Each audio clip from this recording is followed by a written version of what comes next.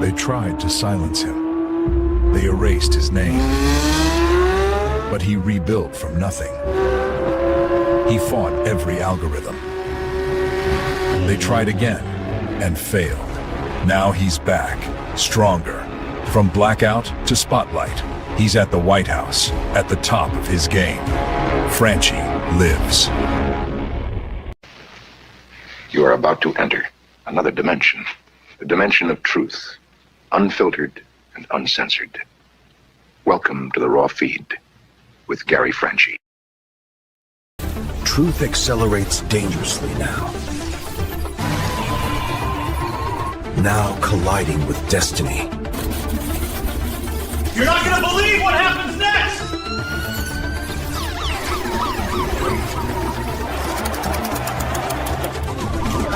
The Raw Feed starts now. Welcome to the Raw Feed. I'm Gary Franchi, coming to you live from the heart of America. Unfiltered truth to millions on YouTube. Hit those donation links below. Every contribution powers our gear. Every contribution keeps the party going. Help me help you. Hit those donation links. YouTube channel memberships. Special acknowledgement in the fellowship.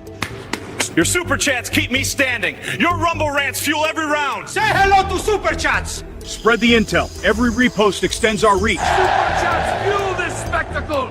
Your Rumble rants give me strength. 24/7 members-only community, behind-the-scenes discussions. Connect with fellow patriots. My mama always said, life is like sharing the truth. Text this stream to your friends. What if I told you the app is real? Download the Next News Network app. Android users, take the Google Play path. iPhone users, App Store awaits.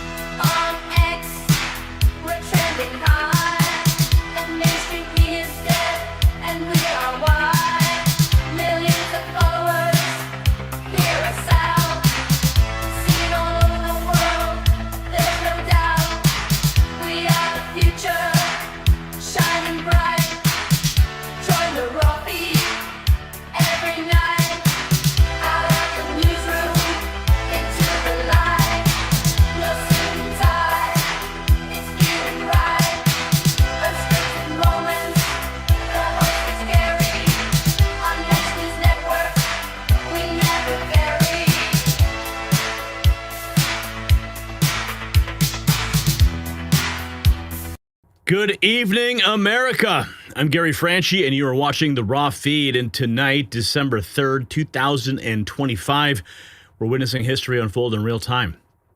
250 years ago on this very date, December 3rd, 1775, the USS Alfred became the first American vessel to fly the Continental Union flag. Lieutenant John Paul Jones raised those colors, and a new nation declared to the world that it would no longer bow to tyranny. That flag flew in defiance of an empire that taxed without representation, that ruled without consent, that governed from across an ocean with no regard for the people it claimed to serve. Tonight, that same spirit of defiance is alive again in America. President Trump sat in the cabinet room and declared war on the IRS.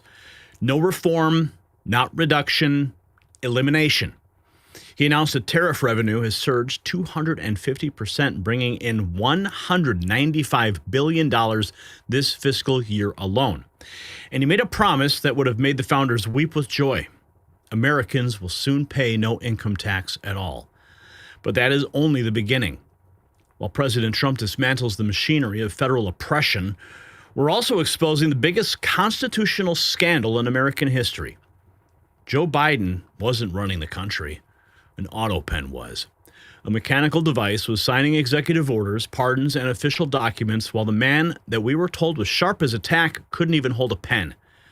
A 100-page congressional report is dropped, and what it reveals will shake this nation to its foundation. 3 different autopen signatures, aides exercising presidential authority, witnesses pleading the fifth, and now every single document that machine signed is null and void. And speaking of accountability, Jack Smith, remember him? He thought he was untouchable. Well, the special counsel who weaponized the Justice Department against a presidential candidate, who swept up Republican lawmakers in his dragnet, who thought he'd never answer for any of it, well, tomorrow morning, Jack Smith is under subpoena. Jim Jordan just officially issued it. December 17th, Smith sits for deposition. The hunter has now become the hunted. Meanwhile, the ground is shifting beneath sanctuary cities. Minneapolis is ground zero for the fraud that's bankrupt American taxpayers and potentially funded terrorism overseas. Well, they're in chaos tonight. Trump terminated temporary protected status for Somalis. 8 immigration judges fired in New York. Immigration suspended from 19 countries. The era of open borders is over. And if all that wasn't enough, we now have sitting United States senators openly calling for military to overthrow a duly elected president.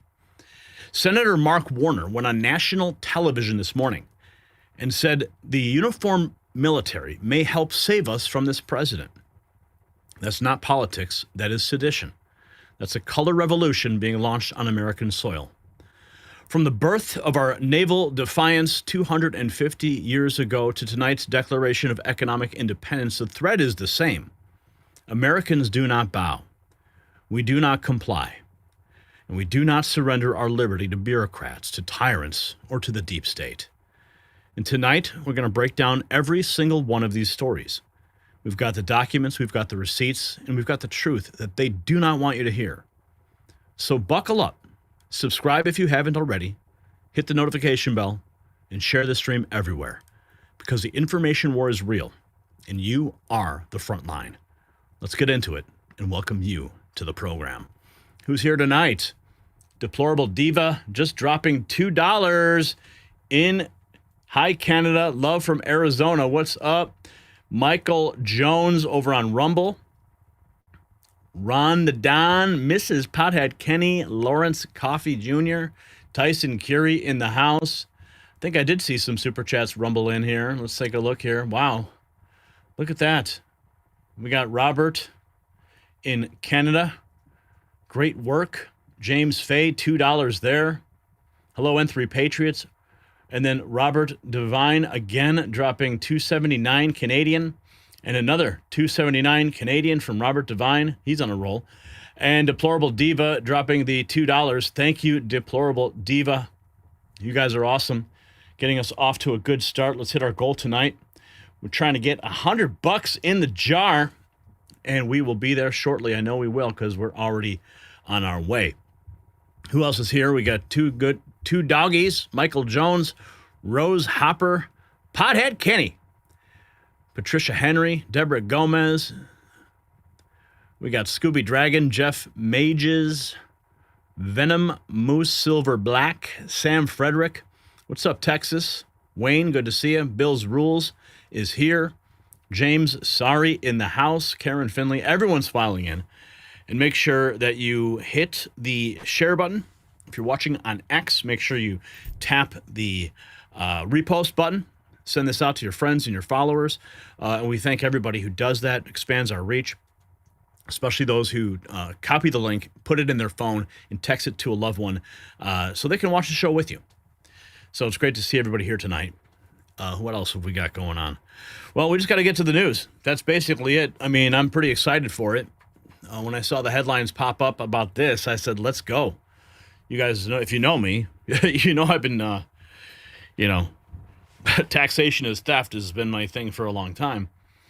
Boom Shakalaka dropping $2. What's up? How many $2 donations? What if we try to do this today? What if we just, you guys want to make super chats? I know there's some big ones that come through, but what if we just slammed it with $2 donation, $2 after one after another? I mean, that's a little bit more reasonable. And I think, a lot more fun, a lot more comments, and we can hit our goal. And I think more people participate anyway. All right, let's get into it right now. All right, America, let's dive right in with a story that has the deep state freaking out. President Trump has dropped a bombshell in his cabinet meeting that has Washington scrambling and the IRS shaking in their boots. Yeah, they need to be shaking in their boots for a change. He announced that America is on track to eliminate the federal income tax entirely. Can I get a round of applause? Yes, I think we need that. Let's go. Let's get that round of applause going. Is my round of applause button not working? I guess it's not. There it is. There it is. Not reduce it, not reform it, eliminate it, and then replace it with tariff revenue that's already pouring in at record levels. Now, let me tell you why this matters and why the establishment's freaking out. Because for over a century, the income tax has been the federal government's weapon of control. It funds a bureaucracy that spies on you, regulates you, and punishes you for success. The IRS has been weaponized against conservatives, against small businesses, against anyone who dares challenge the regime. But tonight, that's all changing. Trump has announced that tariff revenue hit $195 billion in fiscal year 2025. That's up over 250% from the previous year. Commerce Secretary Howard Lutnick confirmed the goal: no income tax for anyone earning under $150,000. And that's only the start. The FairTax Act HR25, it's sitting in Congress right now, introduced January 3rd with Warren Davidson and a growing coalition all ready to abolish the IRS entirely. Meanwhile, the agency's already lost 25% of its workforce. The machine is being dismantled piece by piece and breaking right now from the markets. AmeriCorps Resources, trading as AMCOF in the United States and AMCO in Canada, just closed a major acquisition. They have secured the Trinity Silver project from Newmont, and Newmont actually became a shareholder in the deal. When a nearly $100 billion mining giant takes a stake, that's a big signal. Now, Trinity is a historic Nevada silver mine with over 5 million ounces already produced and historical data pointing to 28 million ounces still in the ground. The stock still trades under 25 cents. Can you believe that? And AmeriCorps already has just under 800,000 ounces in stockpile. At $50 silver, that's 40 million in contained metal. Now, silver is hitting all-time highs. Find out more at the link in the description. We thank them for supporting this program. But here's where it gets even bigger. Like I said, there's already a bill in Congress. It's HR25, the FairTax Act of 2025, that would abolish the IRS entirely and replace income tax with a simple national sales tax. Representative Warren Davidson, he's the co-sponsor. Commerce Secretary Howard Lutnick confirmed earlier this year the administration wants to eliminate income tax for anyone earning $150,000 and the IRS workforce slashed by 26%. Over 25,000 employees gone. That's not speculation anymore. This is a coordinated dismantling of that bureaucracy. And here's President Trump in the cabinet meeting Now listen, DC Drano points out that if Trump replaces federal income tax with tariffs, he will go down as the greatest president in U.S. history since George Washington. Now, this is what he said in the cabinet meeting just 24 hours ago. Refunds out of the tariff. Next year is projected to be the largest tax refund season ever. And we're going to be giving back refunds out of the tariffs because we've taken in literally trillions of dollars. And we're going to be giving a nice dividend to the people, in addition to reducing debt. As you know, I inherited a lot of debt, but it's peanuts compared to the kind of numbers we're talking about. So we're going to be making a dividend to the people, and additionally, we're going to be able to reduce debt.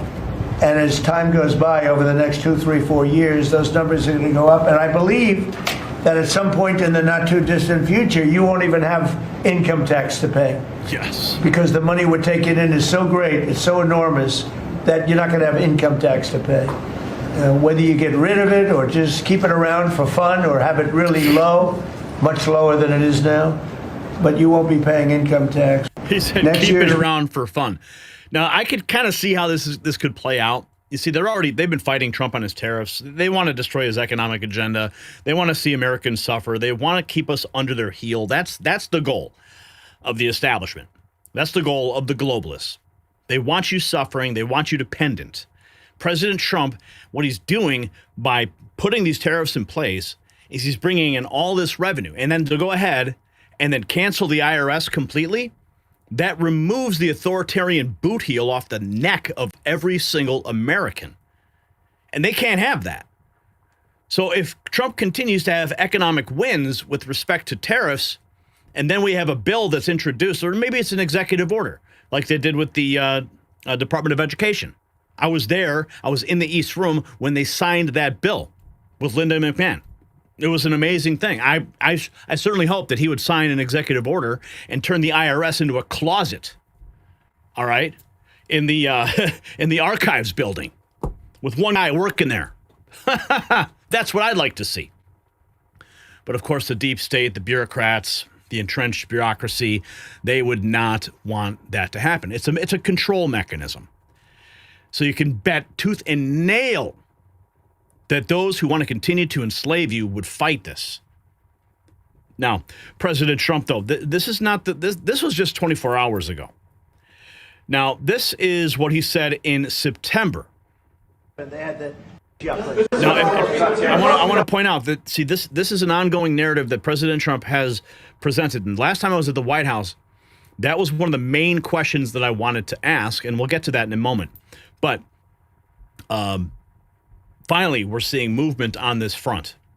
How historic these tariffs have been, bringing in revenue, additional revenue for our country.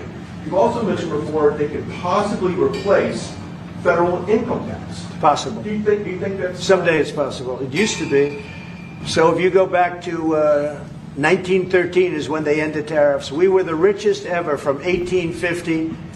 It was all tariffs. We didn't have income taxes. From 1850 to 1913.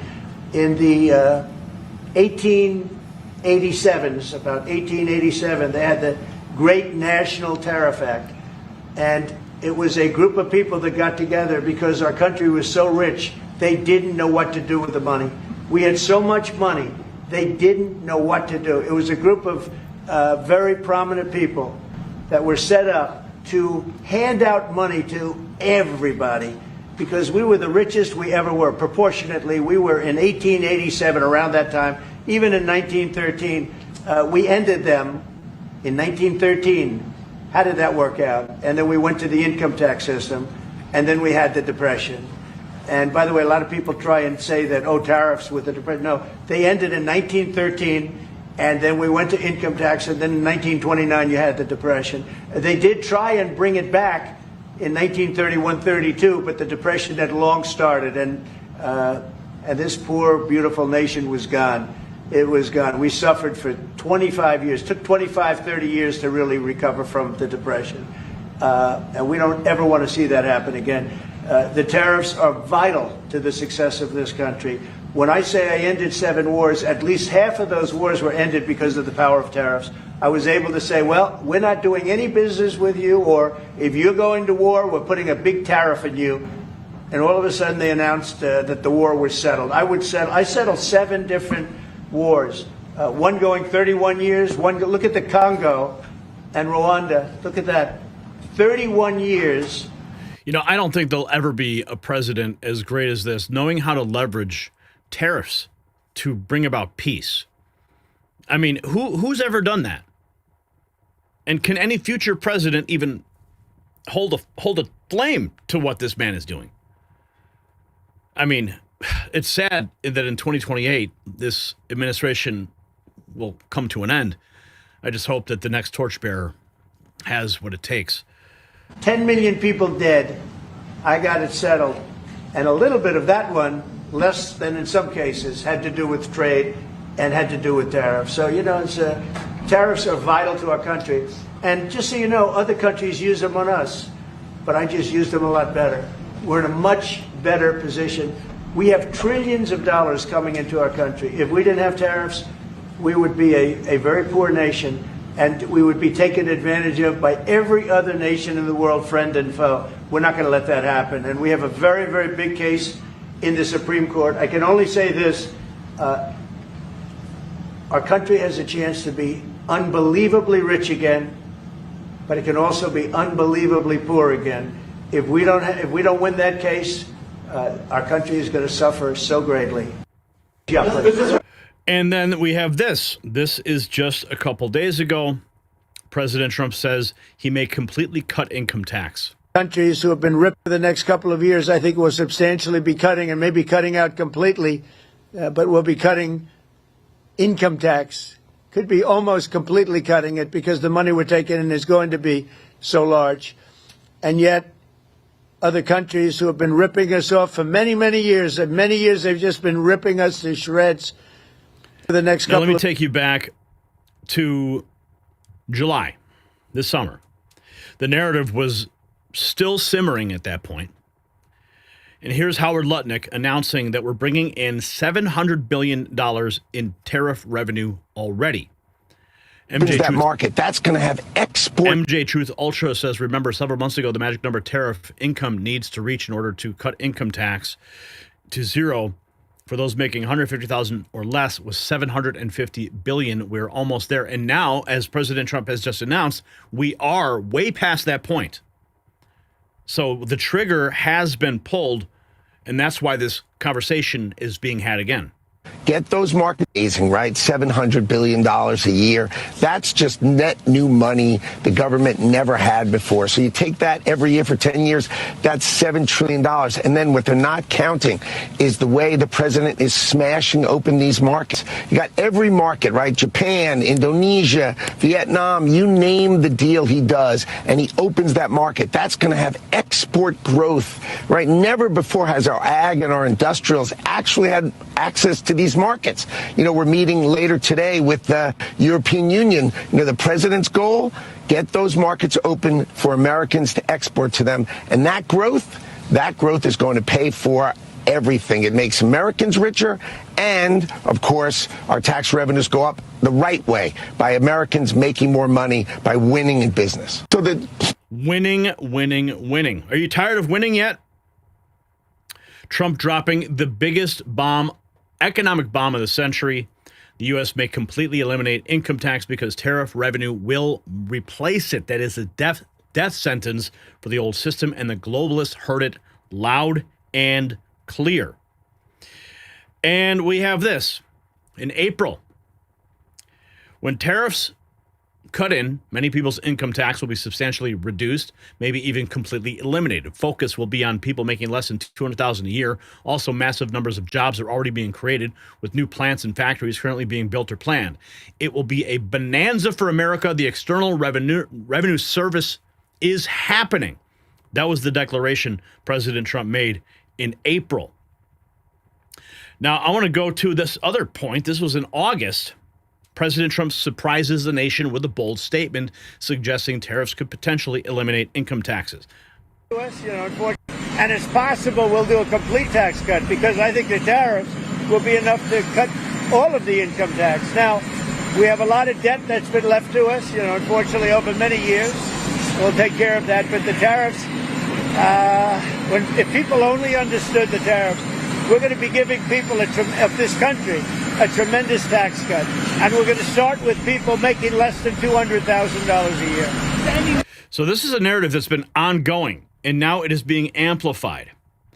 Let me get to the video. Here is when I grilled the Treasury Secretary outside the West Wing on IRS fraud. And that there's no law for a Form 1040.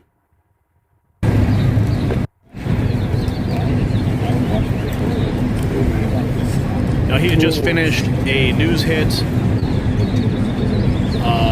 in those green tents. That's where they do those hits. When you see him on Fox or CNN. Now he's walking up to the gaggle location. Mr. Secretary, can you answer? Secretary, dissent. Please. He's going to do 2 questions. Secretary, present the... Now, just some quick backstory on this. I was there about 7:45 in the morning at the White House in the press briefing room, holding my position, and the Treasury Secretary arrived with Caroline Leavitt. They hosted their press briefing that morning. I was standing right there in the front, impossible to miss me. And as I was leaving the White House, this is probably about 5, I think maybe 6:30 in the evening. So it was a very long day. And I had already resigned to leave and pack up and go, do my show prep. And then I noticed this gaggle forming, and I saw the Treasury Secretary, and I already had a question ready for him in the briefing room. And finally he showed up, and he saw me standing there. Obviously he saw me standing there in front of him that morning, never getting called on. So finally I get my chance. Late Aaron Russo's America Freedom to Fascism showed Congressman Ron Paul admitting no law requires a Form 1040, yet the IRS targeted folks like Special Agent Joseph Bannister and IRS Agent Sherry Peel Jackson with criminal persecution. With whistleblowers Shapley and Ziegler in Treasury leadership, will your team probe IRS fraud, unlawful wage seizures, political targeting of IRS enforcement, and or IRS enforcement of Americans never been made liable? Now, this is when the White House decided to step in and try to redirect and push off my question, and the press started getting hostile because my question was long, trying to get all my points out to lead up to the question, but then this miracle happens. No, I want to answer this. This is important. And look, Gary and Joe are patriots. They are heroes. And I brought them into Treasury because I found out that they were after they came forward in the Hunter Biden whistleblowing scandal, they were being harassed at the IRS. So I brought them into Treasury. They're going to spend a year making sure that that no one's rights are violated, whether you're Republican, Democrat, or Independent. Then they're going to give me a fulsome report, and they're going to go back and assume leadership positions at the IRS. Howard Lutnick said on CNBC that you are in charge of China, and he is in charge. So that was a historic moment, not just for me, but for people who have been attacked by the IRS, which is now about to disappear. And speaking of taxes, we have this Representative Maxine Waters from California's 43rd District and the ranking member of the House Services Financial Committee is reportedly delinquent on her property taxes for her multi-million-dollar Los Angeles, California mansion. As of December 1st, 2025, Maxine's California residence remains in default with a redemption amount still due totaling $21,000. Despite her recent payment of $19,000 on August 13th, Maxine is also incurring monthly penalties of $300. Maxine is not competent to serve as the ranking member of the House Financial Services Committee when she can't even keep her own house in order. So we're finding out that Maxine Waters isn't paying her taxes. Yeah, and pretty soon you won't have to pay yours either. President Trump dropping the real reset plan laid out the blueprint for the next financial era in plain English. He's talking about replacing the IRS, detonating the debt-based system, and funding America with pure external revenue. Importers burn through the stock-up Dodge. Now they're trapped. Everything they buy gets hit. Tariff revenue about to explode vertically. America becoming a trade-powered superstate. Anyone opposing it is serving hostile foreign interests. If SCOTUS backs this, they're siding with the global parasites, not the American people. This is the keystone to the entire monetary reset.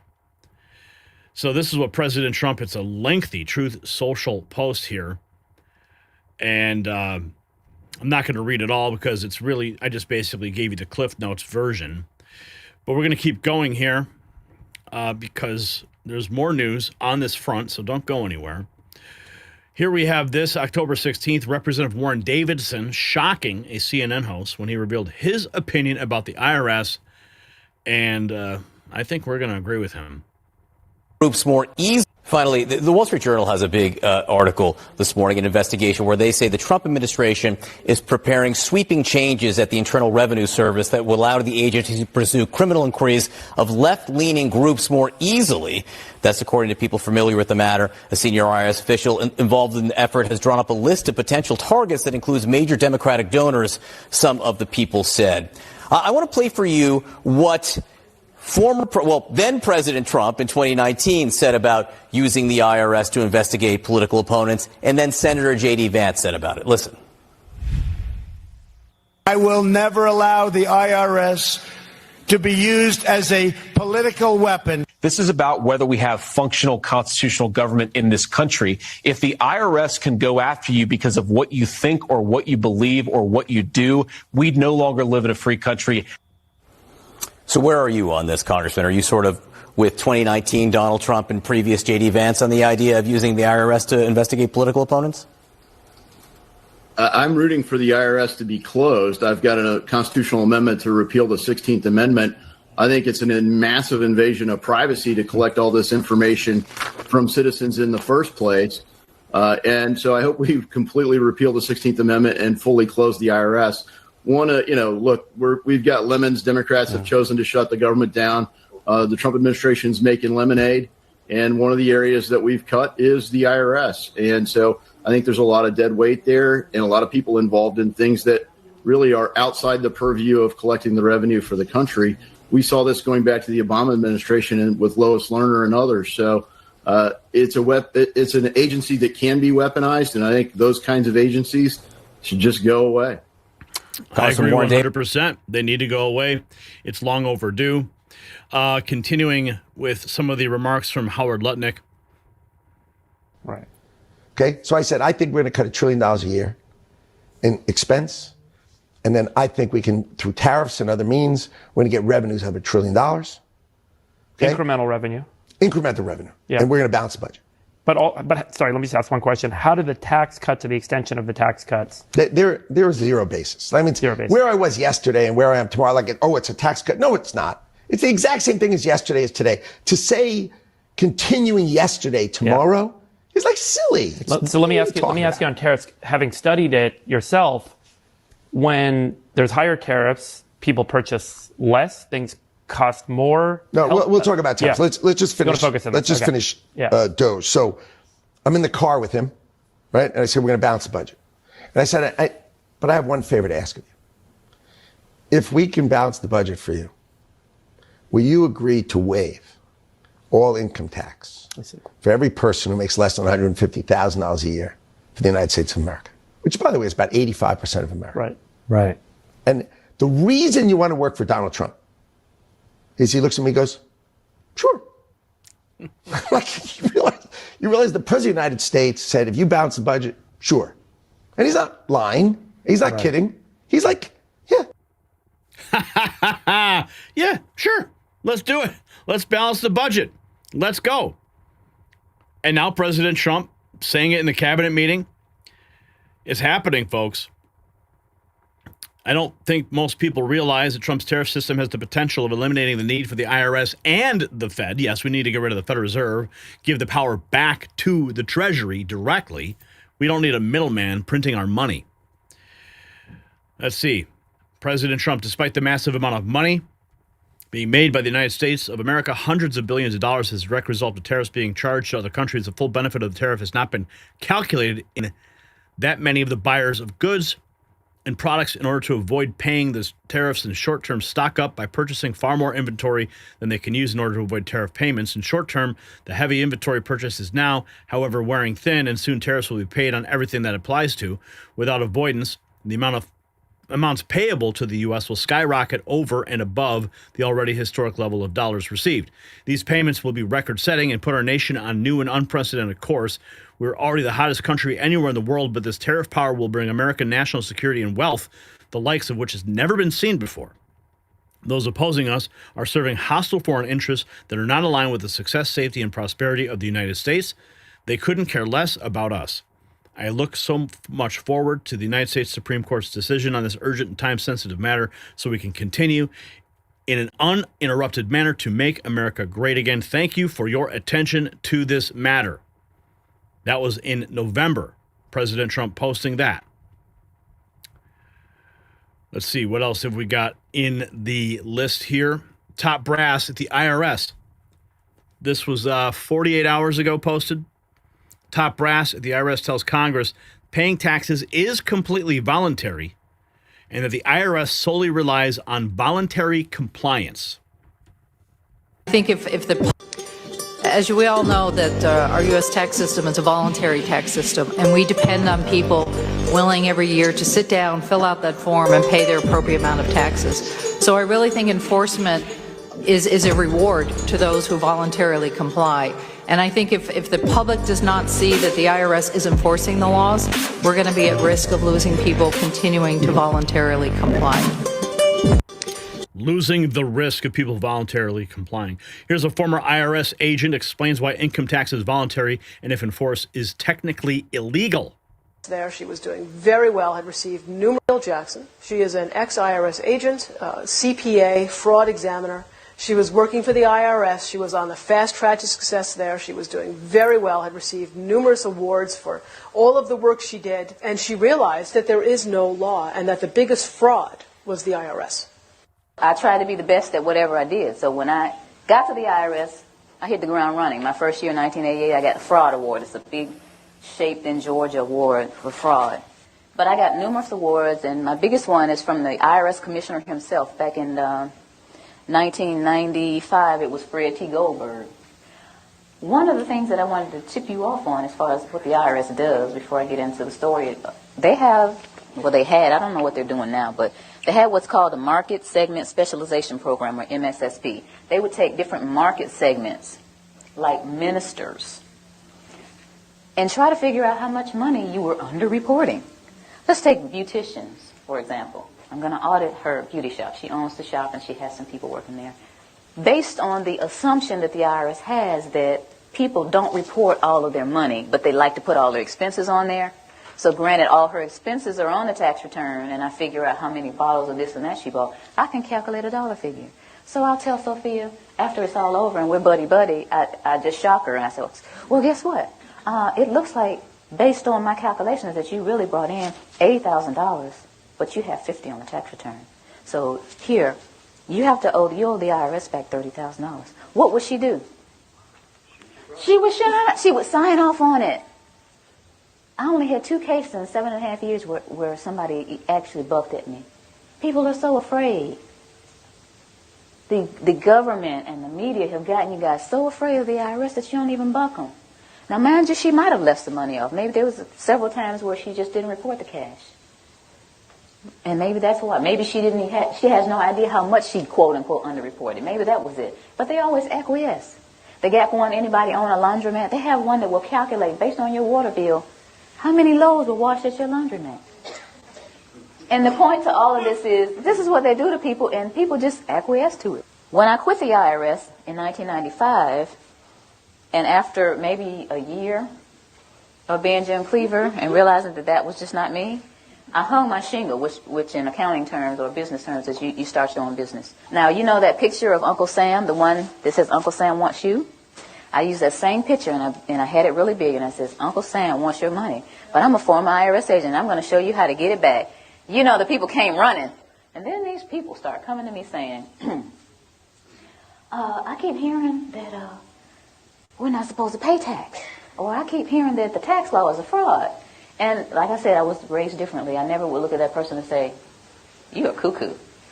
I wouldn't even think it. It was like, okay, you know, in this back burner back here, I would think to myself, okay, there's some people out there that actually think that the income tax doesn't apply to us, or it's a fraud, or it's being misapplied. But I didn't do anything about it because, remember, I'm rolling along with my little businesses and whatnot. So one night maybe in early June, one of my pastor clients called. It was night. It was about 9 o'clock at night. And she said, you know what? I think it was maybe a Wednesday night, after her Wednesday night service. She said, I've got this parishioner that just keeps bugging me about this income tax. She's talking about that we're not liable for the income tax, and she wants to talk to you. Can I give this lady your telephone number? And I said, okay. So maybe about 10 minutes later, this lady called me. She said, I have a question for you. Are we supposed to pay income tax or not? And I said, okay. Do you want the cuffed answer or do you want the real answer? She said, I want the real answer. I said, well, I really don't know. You know, even though I'm a former IRS agent, I haven't done the research, but I hear that there's a credible body of evidence out there that says that we don't owe the income tax. I was okay. I mean, I took the information. I was sitting there listening like, okay. And, you know, I said, okay, this lady had a lot of information. I don't know where she got it from. So a few weeks later, she called me again and she said, Miss Jackson, remember that information I told you on the phone? It's in the USA Today.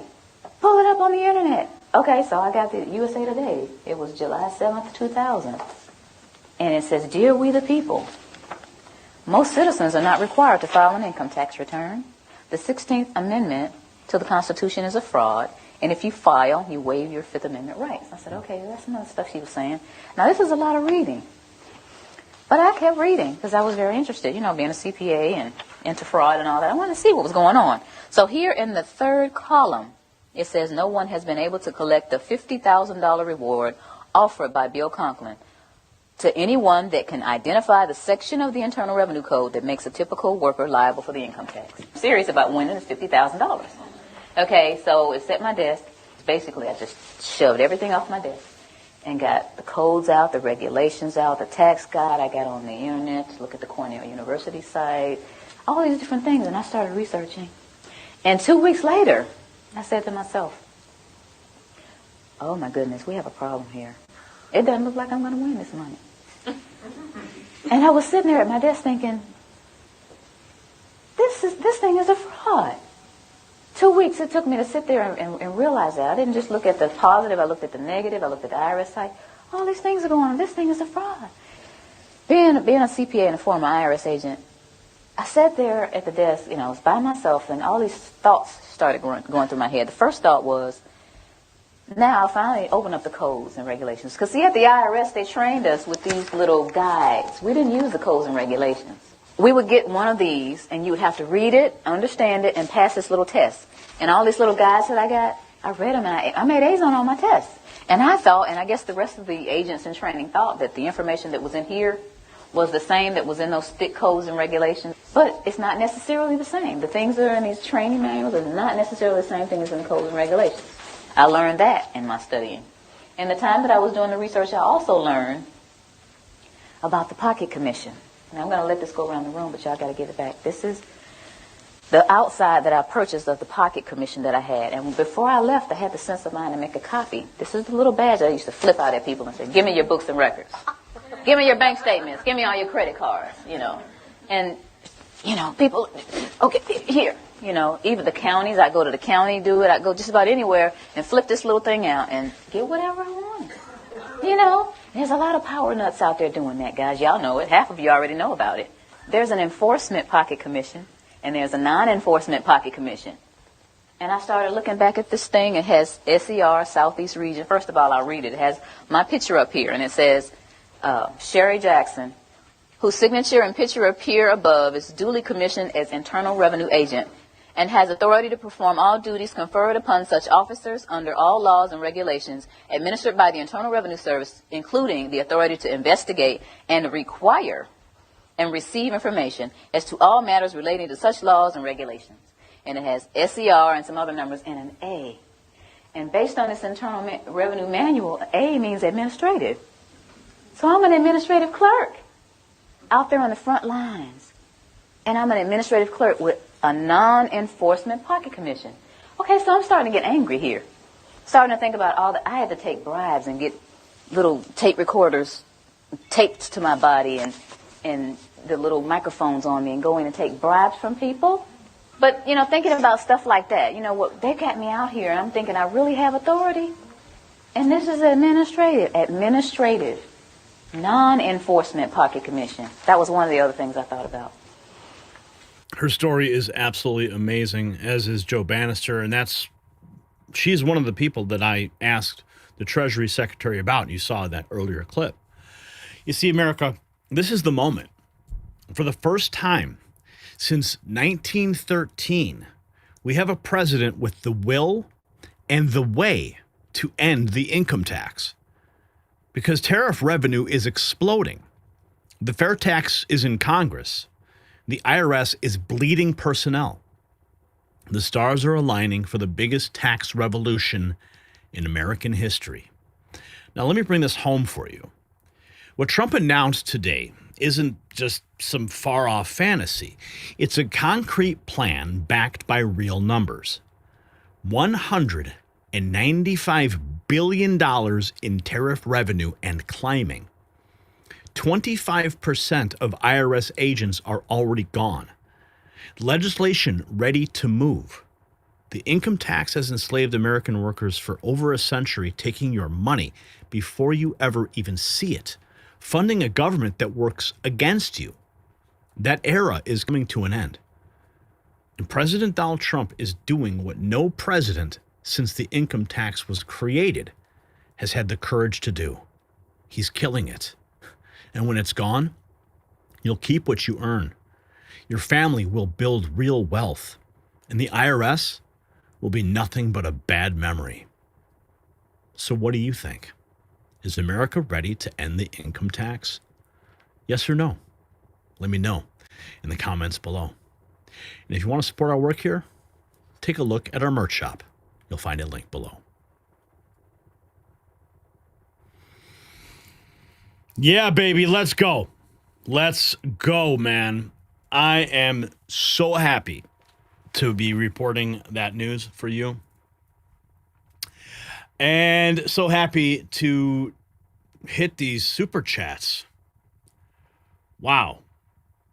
Okay, I don't even know where to begin. Sue Elise, $2. Lemon Character. Lynn Martin Green, $2. Pear Character. John Gardner, $2. IRS, bye-bye. Tyson Curie, dreaming of no income tax. Scooby Dragon. Gary, NNN, crushes it. Real news, no BS legend. And Morgan Edwards, $5. How about take tariff money and put back the money stolen from Social Security? Boom Shakalaka dropping $2. Pay off the debt, untax the people, and fix Social Security. Irving is back with a 20 spot. What's he got to say? Trump can have his third term with JD or Rubio, just like Obama had with Biden, and keep the success rolling along. April Tate dropping $10. Thank you so much for that. And a $20 Canadian bill. Great news. Have a coffee on me. And I certainly will. All right, we are moving right along. We're at $80 in Super Chat revenue. And according to my stats right now, we have 9,442 people watching on X, 60 on Rumble, 864 on YouTube. So lots of viewers are watching tonight, and we're going to be moving on to our next segment. This is big news as well.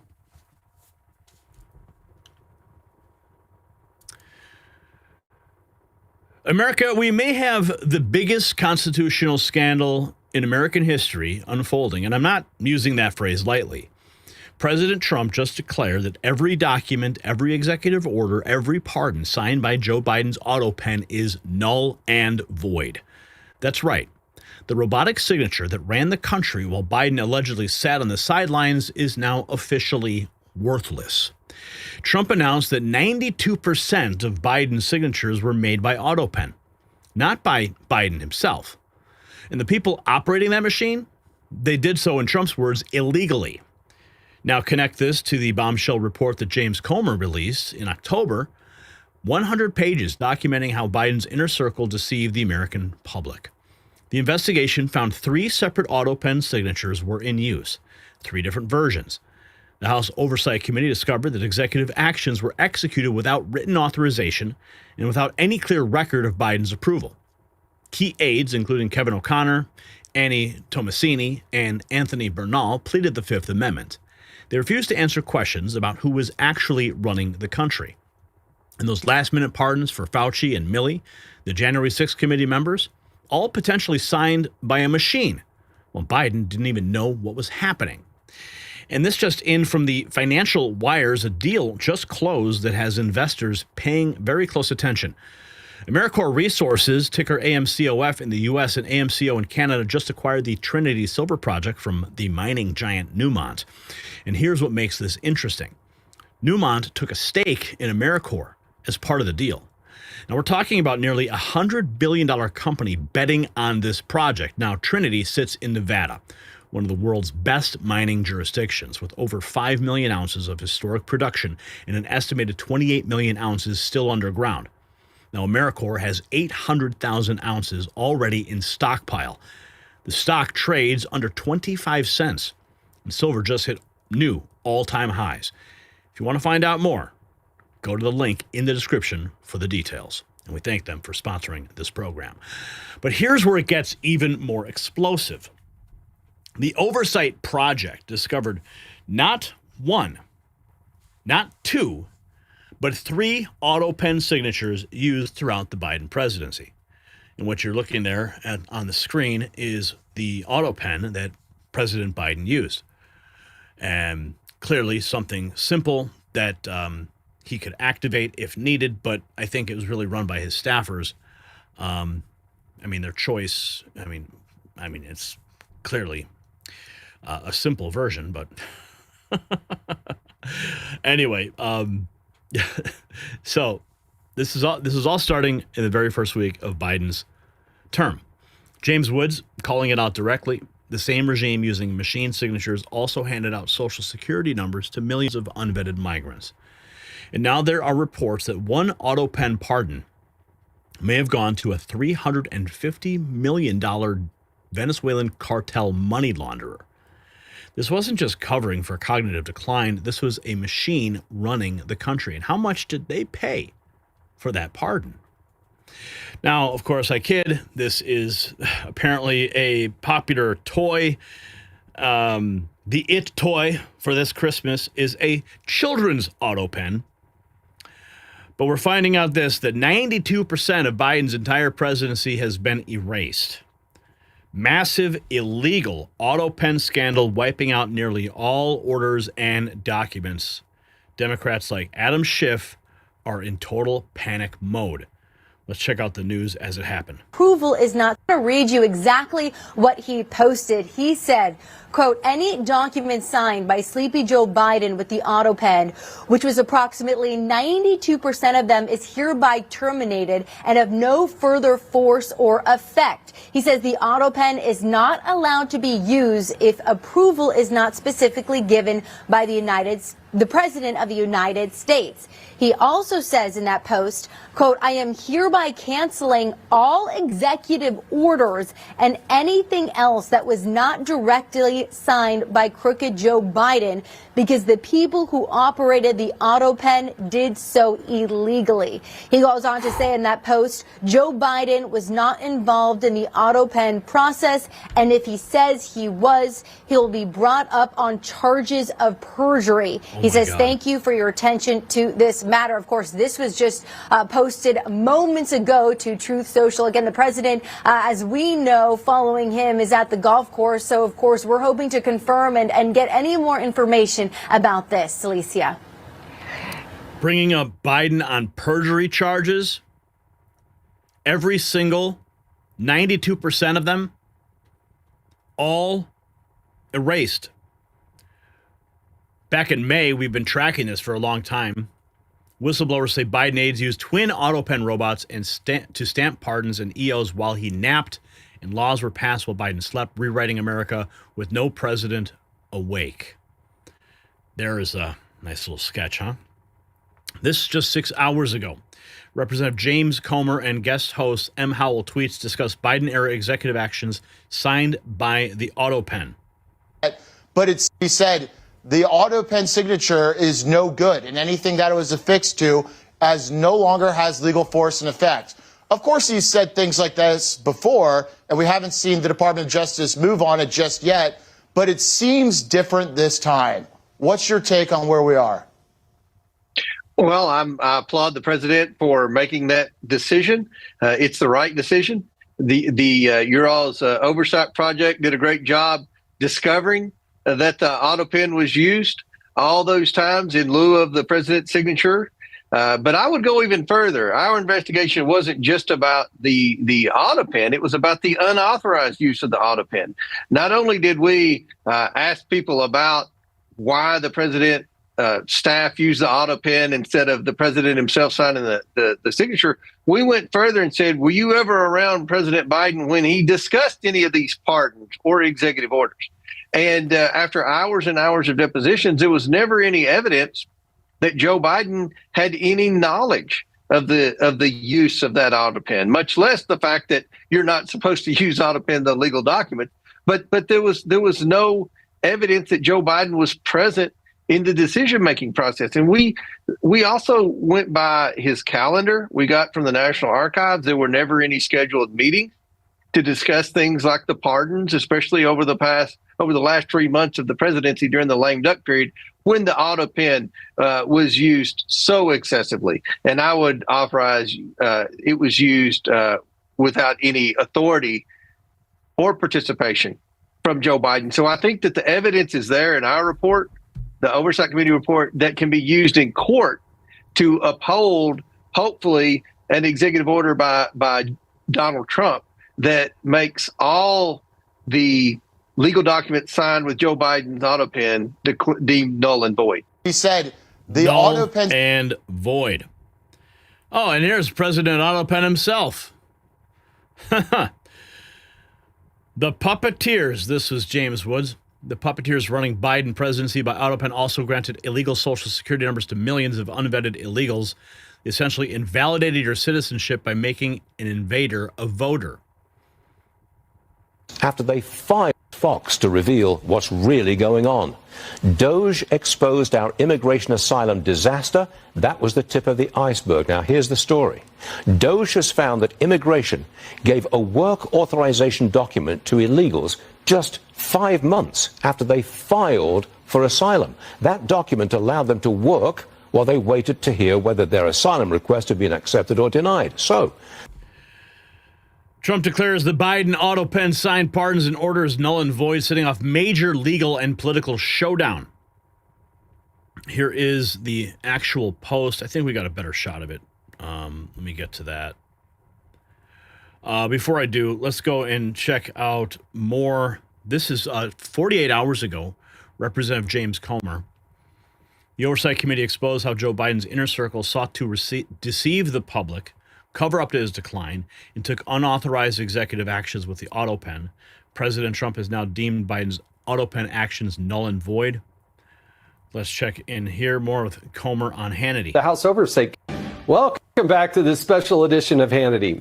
Joe Biden's legacy, it's officially in tatters. Today on Truth Social, President Trump made the following announcement, quote, I am hereby canceling all executive orders and anything else that was not directly signed by crooked Joe Biden, because the people who operated the autopen did so illegally. Here now with exclusive reaction is the chairman of the House Oversight Committee, James Comer. Chairman, thanks so much for joining us. The committee issued a fabulous report. You did the homework, you did the interviews, you came up with the conclusions. And now to see the president take action, was this anticipated? I didn't know Friday after Thanksgiving he was going to do this, but certainly glad to see it. Well, we didn't know when he was going to do it, but we sure hoped he was going to do it. I mean, the evidence is clear. I think you deserve a lot of credit, Jason. Your oversight project were the first to discover the autopen was used that many times on that many legal documents. Then our committee began our investigative work. I want to brag on our oversight committee members and our staff for doing the depositions. We worked through the August recess and through the first half of the government shutdown to bring everybody in. And we gave everybody in the Biden administration an opportunity to explain what role Joe Biden played in the use of the autopen. And no one could give a definitive answer that Joe Biden had any any role whatsoever in the use of that. It's not, Jason, it's not the use of the autopen that we had a problem with on the Oversight Committee. It's the unauthorized use of the autopen. There was no evidence that Joe Biden participated in any of the meetings where the pardons were discussed. We looked at his calendar. We looked at emails. We brought in people for hours and hours of depositions. There were no communications back and forth. So the legal peril here isn't the fact that the autopen was used excessively. It's the unauthorized use of the autopen by a president that was clearly in mental and physical decline, and his administration tried to shield that cognitive decline from the American people. Yeah, it is stunning. Set aside the signatures on public laws. If you look at the universe, 88% of the time during 4-year period, evidently the president, it appears, used an autopen. And you're right, it's those unauthorized, because publicly the president had said, President Biden, that it was for people that, on pardons and whatnot. This is for people who had committed nonviolent crimes. But there were several people who committed violent crimes, murders, in fact, that were actually released or had their death sentences diminished. That's what's so stunning. It was a total, complete different than what the president was saying publicly. And it begs the question, did he truly authorize it? Right. We never found any evidence other than the very last person we brought in, Jeff Zients, who I'm sure he communicated with everyone else that we brought in. He knew the questions we were asking. No one could say, yes, Joe Biden told me to sign this document with my name. Yes, I participated in a meeting with Joe Biden where we discussed this executive order or we discussed this person's pardon. No one, his inner circle, we brought in all of his inner circle, some of whom pled the Fifth Amendment, wouldn't even answer the questions. But those who did, other than Jeff Zients, the very last person, no one could say it. Now, we didn't bring Jill Biden in. Many believe she was the one that was making a lot of decisions. It doesn't matter. What matters, Jason, is that Joe Biden wasn't a part of the process. And the Constitution is clear. No one has the authority to issue a pardon other than the President of the United States. The Vice President doesn't have that authority. The Chief of Staff does not have the authority. And the First Lady does not have the authority. So I applaud what President Trump did today. I think this will end up in court. And I think our investigative work, the report that the House Oversight Committee published, will serve as the basis of evidence that will help us win this in court and help President Trump to sustain this executive order. Yeah, the executive order, sustain it, codify it, and let's get action. So this is the actual post here. Any and all documents, President Trump posting, any and all documents, proclamations, executive orders, memorandums, or contracts signed by order of the now infamous and unauthorized autopen with the administration of Joseph R. Biden Jr. are hereby null and void and no further force of effect. Anyone receiving pardons, commutations, or any other legal document so signed, please be advised that said document has been fully and completely terminated and it is of no legal effect. Thank you for your attention to this matter. So Milley, Schiff, Fauci, all of them are sweating bullets right now. Fauci and Milley. Trump says all documents, pardons, executive orders, no legal force. Here's the White House official statement. I'm hereby canceling all executive orders and anything else that was not directly signed by crooked Joe Biden because the people who operated the autopen did so illegally. That is one hell of a statement right there. There it is, another statement on Truth Social. Any document signed by Sleepy Joe with autopen, approximately 92% of them hereby terminated of no further force in effect. The autopen is not allowed to be used if approval is not specifically given by the President of the United States. The radical left lunatics circling Biden around the beautiful Resolute desk in the Oval Office took the presidency away from him. I'm hereby canceling all executive orders and anything else that was not directly signed by crooked Joe Biden because the people who operated the autopen did so illegally. Joe Biden was not involved in the autopen process, and if he says he was, he will be brought up on charges of perjury. Thank you for your attention to this matter. So they're going to bring up Joe Biden on perjury charges next. if he tries to defend this. Biden's autopen pardoned cartel $350 million Venezuelan money launderer. It was revealed to Emerald Robinson that Joe Biden's administration allegedly asked Nicolas Maduro to allow mass illegal migration into the U.S., and that's not all. They did ask Maduro to allow this flow of traffic into the United States, right? Not only did the Biden administration do that, Heather, but I'm about to break down on my show later in the show that the Biden, or at least Biden's autopen, we're not sure who actually used the autopen, pardoned the so-called treasurer for the Cartel del Sol, who have been arrested for laundering $350 million of Venezuelan money through the United States for the cartel. So I think we probably have our answer there. Now, I know also the president, he's been on a tear sharing. Yeah. So how much did they pay for that autopen signature? That's the question that needs to be asked. 8 hours ago, here's more. From the Oversight Committee, Biden wasn't calling the shots. He wasn't even in the room. For not only did we depose the Biden inner circle, we also got the calendar, the emails. There were never any meetings scheduled for President Biden to review the pardon applicants. There was never a press conference by Joe Biden to explain what the executive order was or who he pardoned and why. There was no evidence that Joe Biden was involved. And what we did find was that this inner circle shielded President Biden, not only from the American people, but from his own administration. So it's about the cognitive decline of Joe Biden, the fact that his inner circle covered it up, and there was no evidence that he was involved in the decision-making process, and thus that's why they used the autopen so many times on legal documents, even when Merrick Garland's Department of Justice told them not to. Even when Merrick Garland's office said, don't do that. Well, now President Trump is revoking it all. 24 hours ago, the White House posts this, hereby declared null and void. Joe Biden, autopen, right there. If Trump is able to pull back Biden's judicial appointments because of the autopen, the Democrat Party will implode overnight because they won't be able to use lawfare. Patriot explains why President Trump terminating all of Joe Biden's autopen is a honey trap. She says either the Democrats let him do it and admit Biden was clueless, or they sue Trump and everything Biden did gets exposed in discovery. Epic.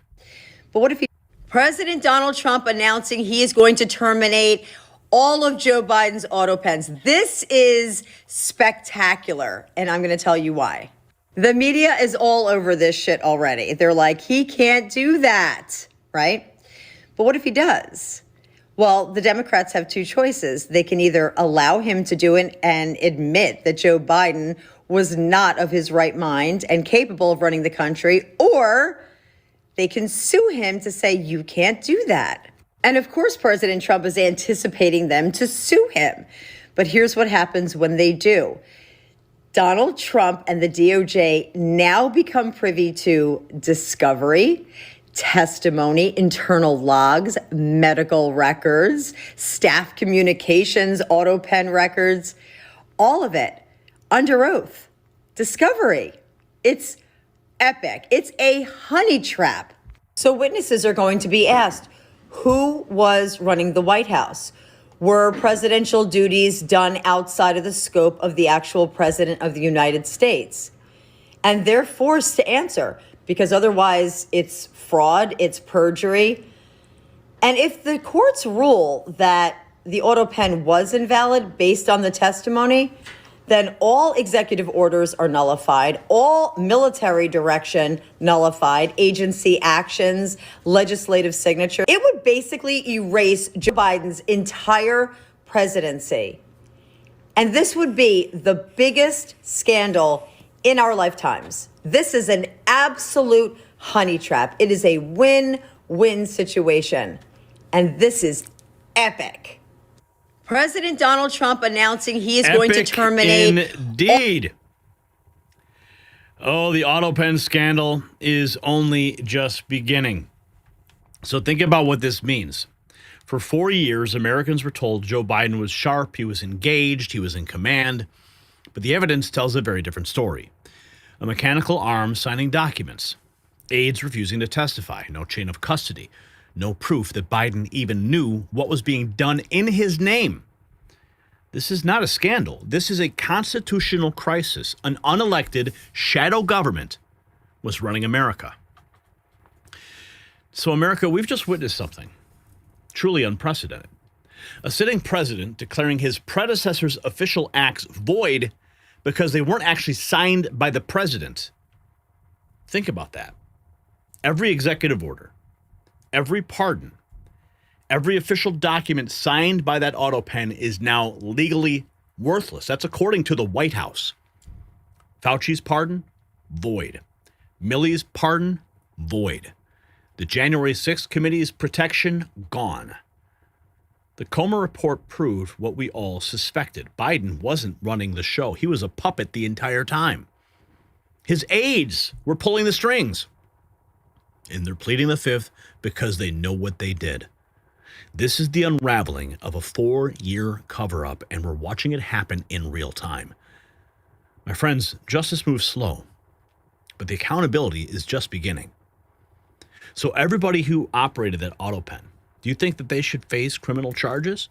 Yes or no? Sound off. Let's have a conversation in the chat, in the comments below. And if you want to support our work, check out our President Autopen shirt. I think you'll like it. The link's in the description.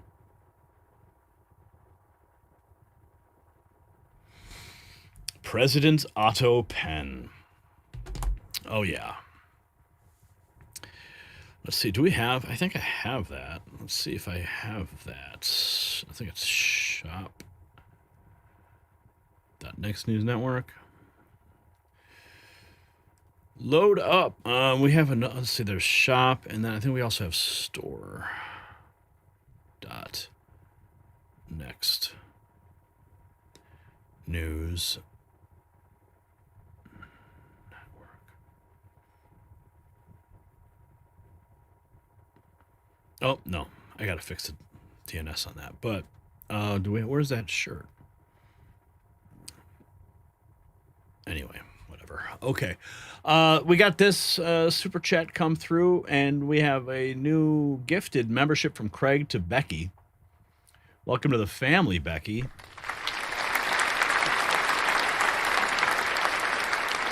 And Tyson Curie dropping $5 in the jar.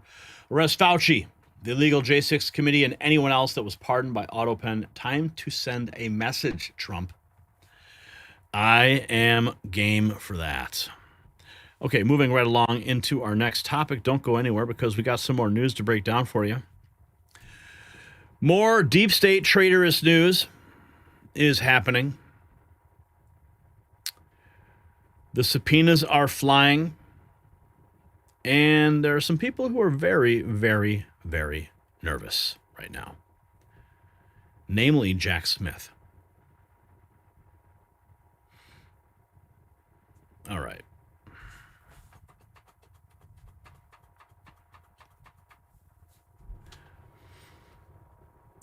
This just in, and it's a moment years in the making. Jack Smith, the special counsel who tried to destroy President Trump with lawfare, who weaponized the Justice Department like never before, has now been slapped with a congressional subpoena. Chairman Jim Jordan issued it today on December 17th. Now, Smith is going to sit for a deposition under oath. The hunter has officially become the hunted. Now, let me tell you what's exactly happening here, because this is huge. Jordan's subpoena demands that Smith appear on December 17th for a closed-door deposition at 10 a.m. The document production deadline is December 12th, meaning that Smith has to hand over all communications and documents related to his time as special counsel before he even sits down.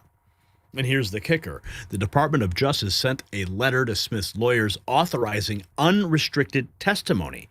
That means no executive privilege claims, no hiding behind classified information. Smith has to answer everything.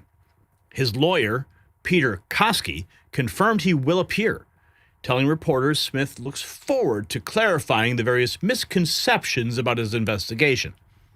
misconceptions. That's what they're calling 2 failed prosecutions, unprecedented targeting of a political opponent, and sweeping up Republican lawmakers and media outlets in his dragnet. Now, this news just crossing the wire. Nevada silver is back in the spotlight. AmeriCorps Resources, trading under AMCOF in the U.S. and AMCO in Canada, just locked down the Trinity Silver Project from Newmont.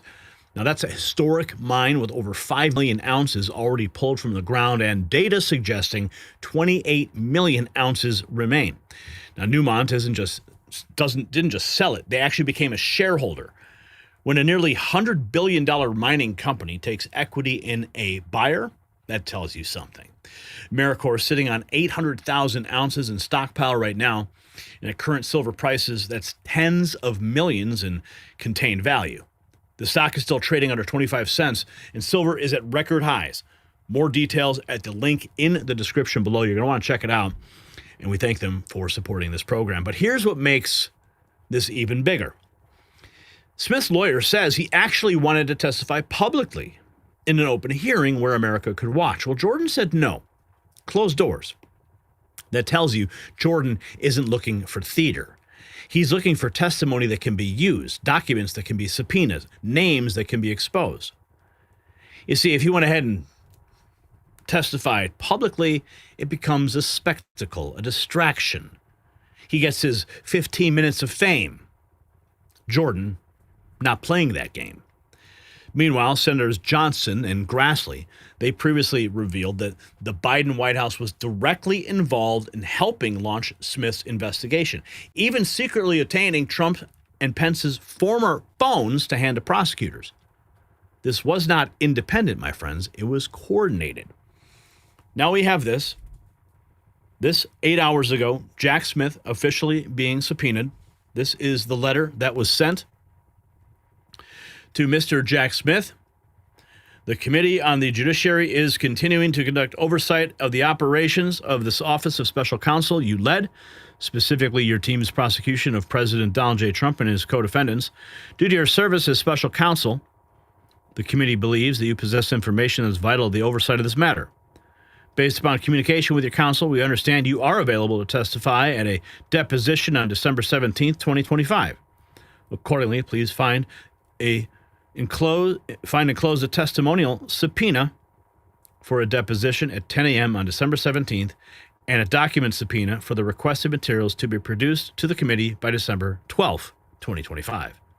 Pursuant to Rule X of the House of Representatives, the committee has jurisdiction to conduct oversight of the Justice Department to inform potential legislative reforms. Thank you for your prompt attention to this matter.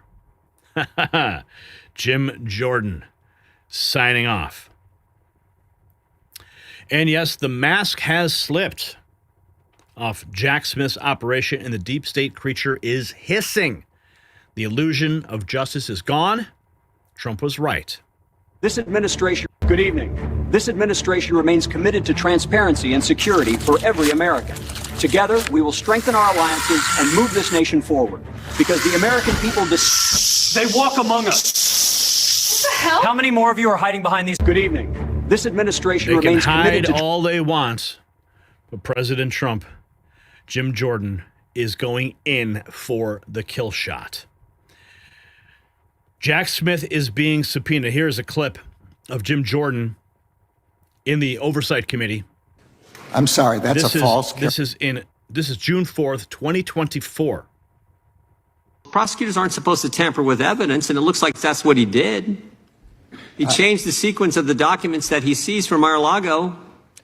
I'm sorry, that's a false characterization, but that is ongoing. Here's what he said to the court, Mr. Attorney General. There are some boxes where the order of items within the box is not the same as in the associated scans. I mean, he said it. I didn't say it. He told the court that. Now you're asking me to comment on a discovery dispute that's ongoing in a court. I don't know the facts of it, and I'm not going to comment on it. No, this is from Jack Smith filing with the court. He admitted to the court that they tampered with the evidence. He mishandled the very documents he's charging President Trump with mishandling. And I'm just asking, do you regret picking this guy as the special counsel in the most important special counsel investigation probably in American history? I'm sorry, I did not hear the words tamper in the statement that Mr. Smith filed. He did not use those words. Well, let me ask it this way. Are you supposed to change the order of the documents that you seize and the physical documents don't match up with the scanned documents? Are you supposed to do that as a prosecutor? This is a matter in dispute, in discovery in that court, and I'm going to leave it for the district court to make a determination after. I would just say one last thing. It's not in dispute. This is what he said in the court filing. Jack Smith's team said that to the judge in the court. By the way, this case is now basically on hold because they've screwed up so many things. Prosecutors aren't supposed to. Now, a few weeks ago, we got wind that the subpoena was going into effect. Now it is official. We have this also. Judge Tanya Chutkan, the activist from the D.C. Circuit Court who allowed Jack Smith's malicious prosecution to go untethered, has now been removed from the bench by the Judicial Ethics Board. That 24 hours ago, the board, which meets biannually to adjudicate complaints against federal judges, has the power to remove and transfer judges within their own districts. Judge Chutkan will be far better suited on the bench in Eastern West Virginia, said Board Chairman Joseph Barron. She's less likely to come across a case of such importance. Chutkan can expect to live out her career without anyone ever hearing her name again. Now, I want to bring up some other points that are related to this. This is the response from the former special counsel, Jack Smith. Looks like he's going in for the deposition or negotiated down to a transcribed interview from Peter Koski, the attorney for Jack Smith.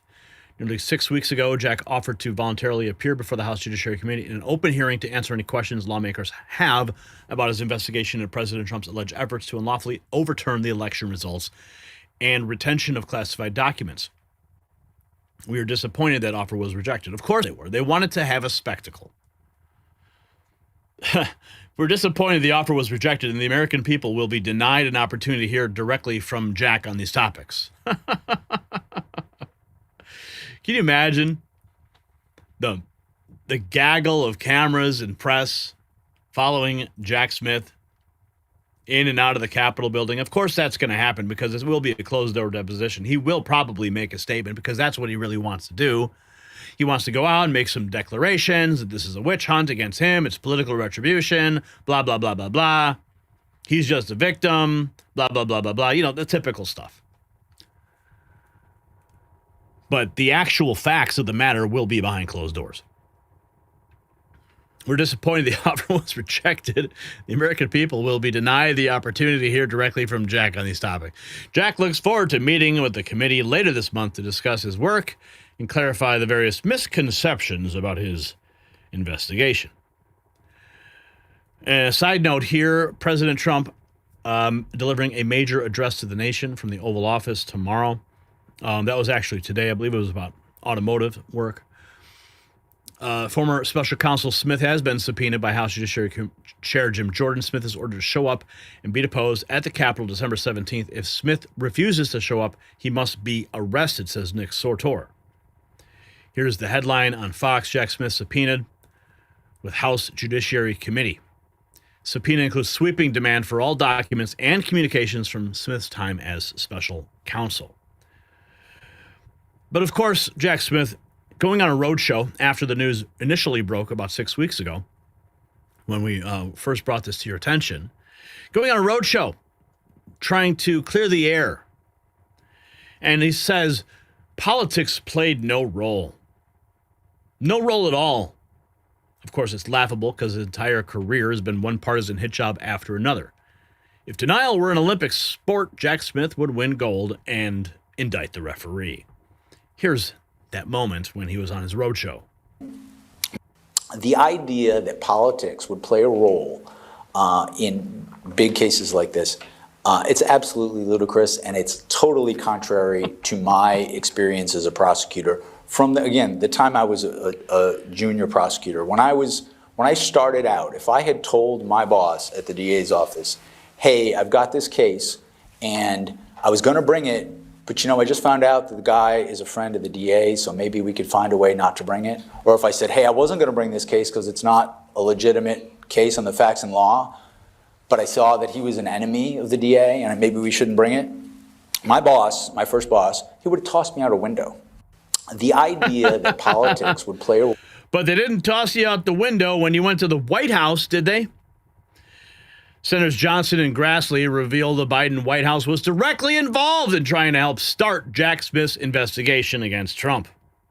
Sicking the justice. Turn to our next guest in a second, but a little breaking news. Senator Johnson and Senator Grassley just sent this to me a little bit ago while we're on air. It's a major development. You're taking a look at a letter right there that was just sent to the FBI Director Kash Patel and the Attorney General Pam Bondi. What does it say? It says that Congress has obtained evidence that shows that the Biden White House was directly involved in trying to help start Jack Smith's investigation on the January 6th probe against President Trump. Specifically, that the White House counsel's office secretly obtained President Trump's and Vice President Mike Pence's former phones and giving them to the prosecutors, basically sicking the Justice Department on his future competitor, his future rival in the 2024 election, so that they could look for dirt for possible crimes. There's a lot more coming in. There's a lot of other evidence as well of the White House involvement. Remember, 2 years ago, we were the first news agency, right here, Real America's Voice, Just the News, to report that a White House counsel was directly involved with this investigation.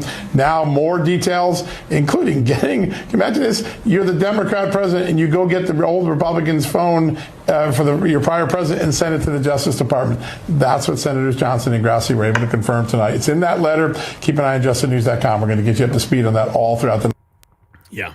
They took Trump's phone, handed it to the DOJ, just so they can continue this. Jack Smith knew subpoenaing the AT&T and Verizon phone records of Republicans was unconstitutional, but he did it anyway. And who signed off to protect him?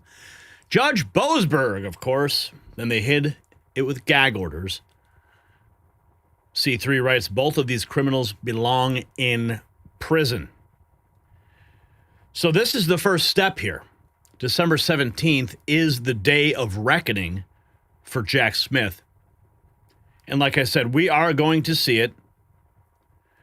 We are going to see what happens when he walks into the Capitol building, and there will be a gaggle, and he will claim victim. Mark my words. And we will cover it. So buckle up, Chris, folks. and it's total. Buckle up. So Jack Smith spent years trying to put Trump in prison. He brought unprecedented charges against the former president and a current candidate. He swept up members of Congress in his investigation. He demanded phone records, subpoenas. Republican organizations targeted conservative media. And he failed. Both cases dismissed. Now he's the one facing questions under oath. Now he's the one producing documents. Now he's the one who has to answer for what he did to our justice system. You see, there's a reason Jack Smith wanted to testify publicly and Jim Jordan said no. Public hearings let Democrats grandstand, let the media spin, let Smith control the narrative. A closed-door deposition is very different. It's methodical. It's recorded. Every answer is under oath, and Jordan's team can dig into every decision Smith made, every target he chose, and every overreach that he committed. This is how you build a case, and this is how you expose the truth. You see, Smith thought that he was untouchable. He was going to take down Trump. Trump would never get elected. Well, guess what? He did get elected. Now the shoe's on the other foot. He thought taking down Trump would make him a hero to the establishment. Instead, he's about to face the same scrutiny he inflicted on Trump. December 17th. Circle that on your calendar. The reckoning is coming. My question to you, is Jack Smith finally going to face justice for weaponizing the DOJ against President Trump? Yes or no? Tell me in the comments below. And if you want to support our work here, hit the link in the description and check out our merch shop.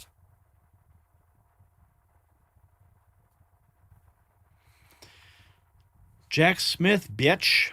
Going down. Going down, boy. All right. Let's see where we're at now. Salty nationalist dropping $20. Stop paying illegal taxes now. All it does is fund those who wish us dead. And that put us over the top, $105 in Super Chats tonight. We have hit our goal. Now, we need to move into our next topic. Ground zero of the fraud.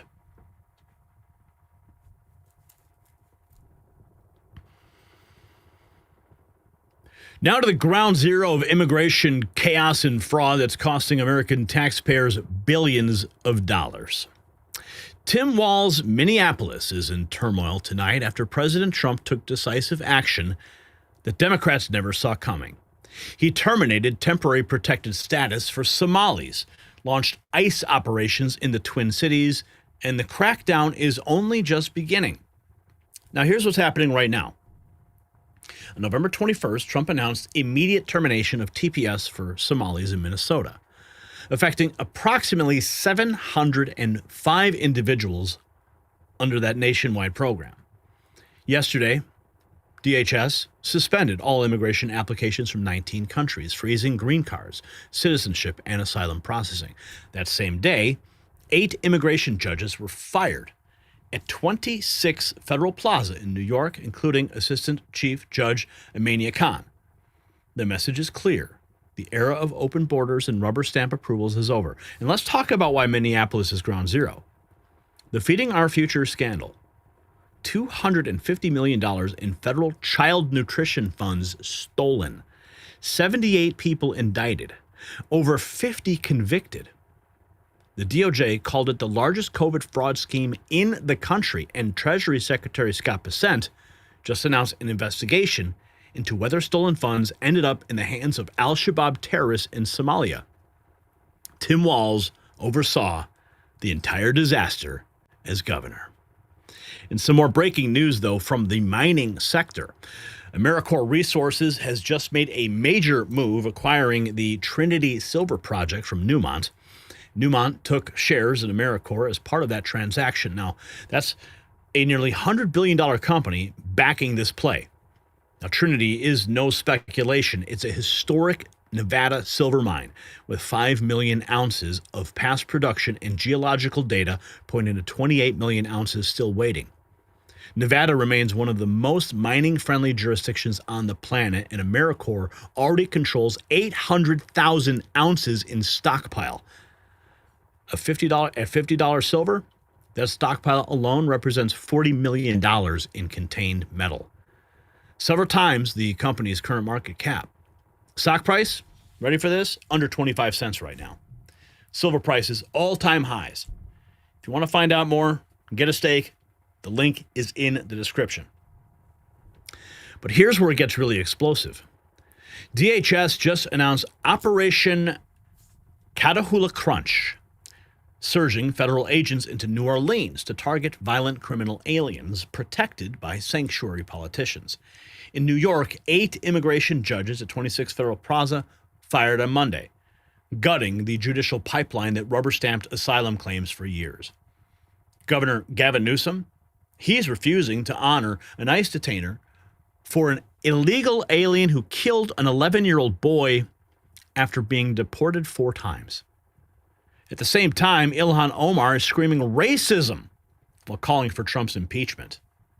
The machine is officially breaking down.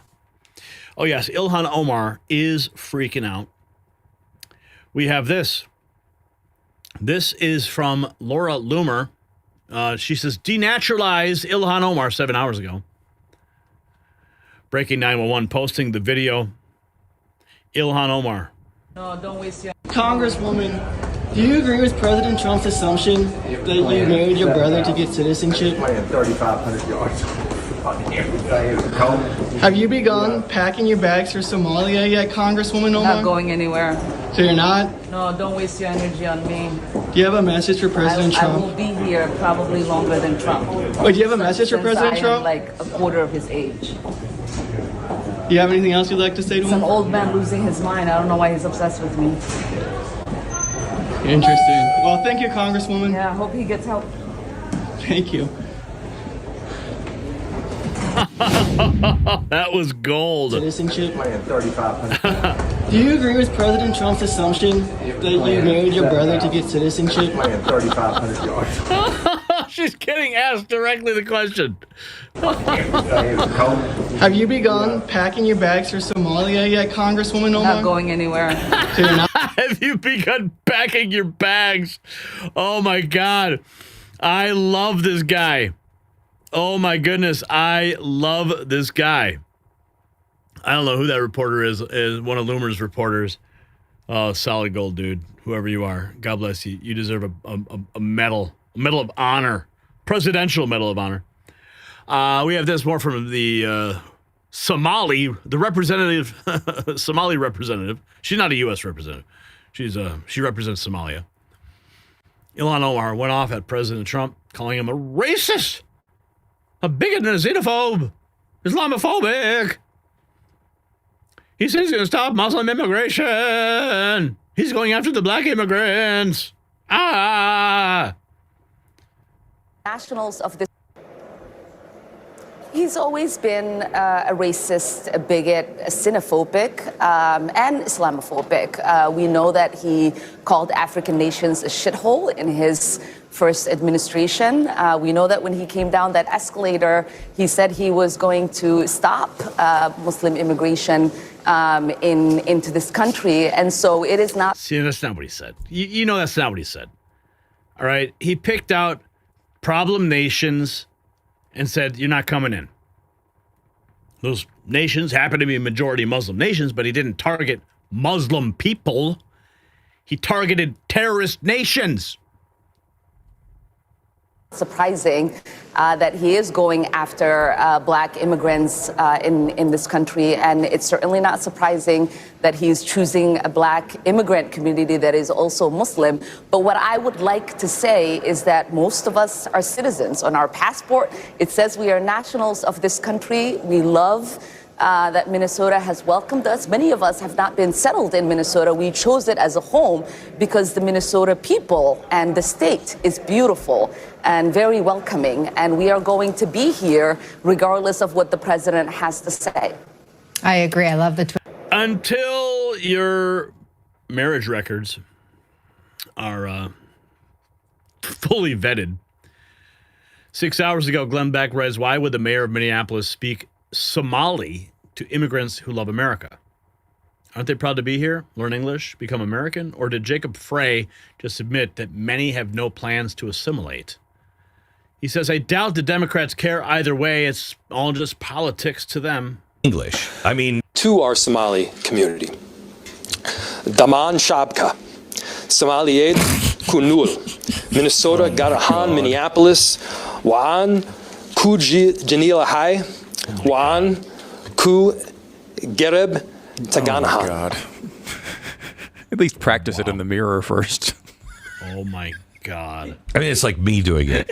It's like me. That's like me speaking English. I mean, that's embarrassing. It's embarrassing. And to follow that or to precede that with that's just un-American. We're going to support every member of our community that's un-American. And so to our Somali community, you mean the American community that has been here for decades? Why are you speaking Somalian to them? Why? Have they not melted in? No, because we're a salad bowl. We're not a salad bowl. You want a salad bowl, go over to Europe and you'll have that delicious salad that will not satiate any kind of hunger ever. We're a melting pot, which would imply that you speak English, especially when you say, everybody here, they're great Americans. They're great Americans. Great. So let me say in English, because I know you're learning English. Oh, you're not learning English. Oh, okay. Well, that's right. We're a salad bowl. That's un-American. That's Oh, Glenn Beck, you funny guy. You funny guy. Here's Gavin Newsom refusing to honor the ICE detainer for an illegal alien who killed an 11-year-old boy. Hector Balderas Aguilar was previously removed 4 times before he illegally re-entered the country and killed an 11-year-old boy in a hit and run on Wednesday, November 26th, 2025. 11-year-old Aiden Antonio Torres de Paz was attempting to retrieve a soccer ball outside of his residence in El Segundo, California. When he was run over by a vehicle, Aiden died from his injuries the following day on Thanksgiving morning. The question asks, when will Gavin Newsom stop releasing criminals into our neighborhoods and putting American lives at risk? Here's the news as it broke. And is now. It happened last week in California, just outside of San Diego. DHS saying the suspect is from Mexico and has been deported out of the U.S. 4 times. Back in Los Angeles, Jonathan Hunt picks up the story from there. Jonathan, hello to you. Good morning, Bill. The tragic bottom line here is that on Thanksgiving morning last week, a mom had to say goodbye to her 11-year-old son, who died in the hospital hours after being hit as he played in the street. Aiden Antonio Torres de Paz was chasing a soccer ball with another friend when he was struck by a car that officials say was being driven by Hector Balderas Aguilar, who did not stop and simply drove away from the scene. It's unclear at this point whether Balderas was speeding at the time. He was eventually arrested on November 29 and is now charged with felony hit and run causing death or injury. Department of Homeland Security officials say 44-year-old Balderas is an illegal immigrant from Mexico who had previously been deported on 4 separate occasions, 3 times in 2004 and again in 2010 when that mugshot you see was taken. And DHS says they filed an immigration detainer because, quote, sanctuary laws threaten to put this killer back onto California streets. Immigration detainers are requests from DHS for local authorities to notify ICE if and when a person is going to be released from local custody. Law enforcement agencies in California have in the past rejected such requests. And in response to the DHS, California Governor Gavin Newsom's office issued that statement, reading in part, quote, the federal government admits a failure to apprehend the suspect when he unlawfully entered the U.S., but California law does not prevent them from acting now. The San Diego County Sheriff's Office is currently holding Balderas Aguilar in custody on $100,000 bond. He's due in court later today, Bill, to be arraigned. Unreal. More blood on their hands. Congress is pushing a new bill. Caroline Levitt, 12 hours ago. There's a fan page. Congress is pushing a new bill that would permanently bar anyone who enters the U.S. illegally from ever getting a work permit, asylum, or green cards or citizenship. Minneapolis police chief is demanding Somalians and residents call 911 on ICE if they start arresting third world migrants with a mask on and accuse them of kidnapping. The Minneapolis police chief is demanding Somalians and residents call 911 on ICE. Are you freaking kidding me? As much information, folks that are masked, that they're not sure if they're law enforcement, that they may be kidnapping people. Like, we have had those reports. I want to be clear to the community. The community should know that if you see something like that, that is legitimate, that you don't know if someone is law enforcement, you should call 911. And you should provide as much information as possible, because let's not forget, we very recently had tragedy in this state by someone who was purporting to be law enforcement. So please, let's be clear. That's something everyone should report, and that we will immediately respond to, and we will document. Whether it's somebody's not sure if there's a kidnapping happening, somebody's not sure if that there's law enforcement present or not. And that's something else, that's additional policy requirements that we are implementing, that we will document and report these types of things anytime that we hear it, and reminding our officers of their duty to intervene. So if there is anything that is, a violation of someone's human rights or civil rights, excessive force or anything like that, they absolutely have a duty to intervene as police officers. Unbelievable. Folks that are masked. Unfreaking believable. That's the Minneapolis police chief, folks. Somalis in Minneapolis are freaking out after being stopped by federal officials checking citizenship status. So I'm a citizen of this country, and they take me off and they hold me, they detain me here. I don't know what they're doing. I have no idea. These guys are so stupid. I don't know what they're talking. They check what they want to see. My passport. I give my ID. I give my passport ID. Everything. They didn't want to listen to me. They want to talk to their supervisors. And they said they take interview. I don't know why they take interview here. They asked me, have you been interviewed or what? I said, no, I haven't been interviewed. They said they're going to take interview, and soon as you come, they said it's going to be hot, so they just run off. They took it off. Because of you guys, they just they didn't want you to involve with it. Right. Yeah. Can I get your name, or do you want to give that? My name is Ali. Can you spell it? Ali, and last name Dahir. Can I just take how long you've been in the country? Excuse me? How long have you been in the country? I'm just curious. Telling me what? 25 years. Yeah. I'm a citizen of this country, and they take. Well, I guess they're just trying to do their due diligence, right? Minneapolis Mayor Jacob Frey says Trump not wanting Somali fraudsters in the United States violates the moral fabric of what we stand by in this country. Are you serious? Longer than he's wrong, and we want them here. Somali people have been an extraordinary benefit. I'll say it again. Somali people have been a benefit to our city for longer than I have been in our city. They have started businesses and created jobs. They have added to the cultural fabric of what Minneapolis is. They were welcoming to me when I first came out to Minneapolis. In fact, they were one of the first groups that I myself got to know. To, again, villainize an entire group is ridiculous under any circumstances. Well, President Trump is trying to get to the bottom of the fraud. If this is all just called multiculturalism, then perhaps we've already moved far beyond the point where we could ask which cultures truly uphold American dignity and women's rights. Some questions only go clearer with time. Your thoughts? What's this about? Public excusing the behavior and saying he's an upstanding family values guy on behalf of the Somali community, saying he was a devoted family man and outgoing person, made everyone in the community's life better, his love for his family and kids. And like everyone else migrating to America, he has faced the challenge of starting over in a new culture by learning English, adjusting to a fast-paced system, and raising children. So the grape of a child is really just a cultural difference. Ooh, that stings. That definitely stings.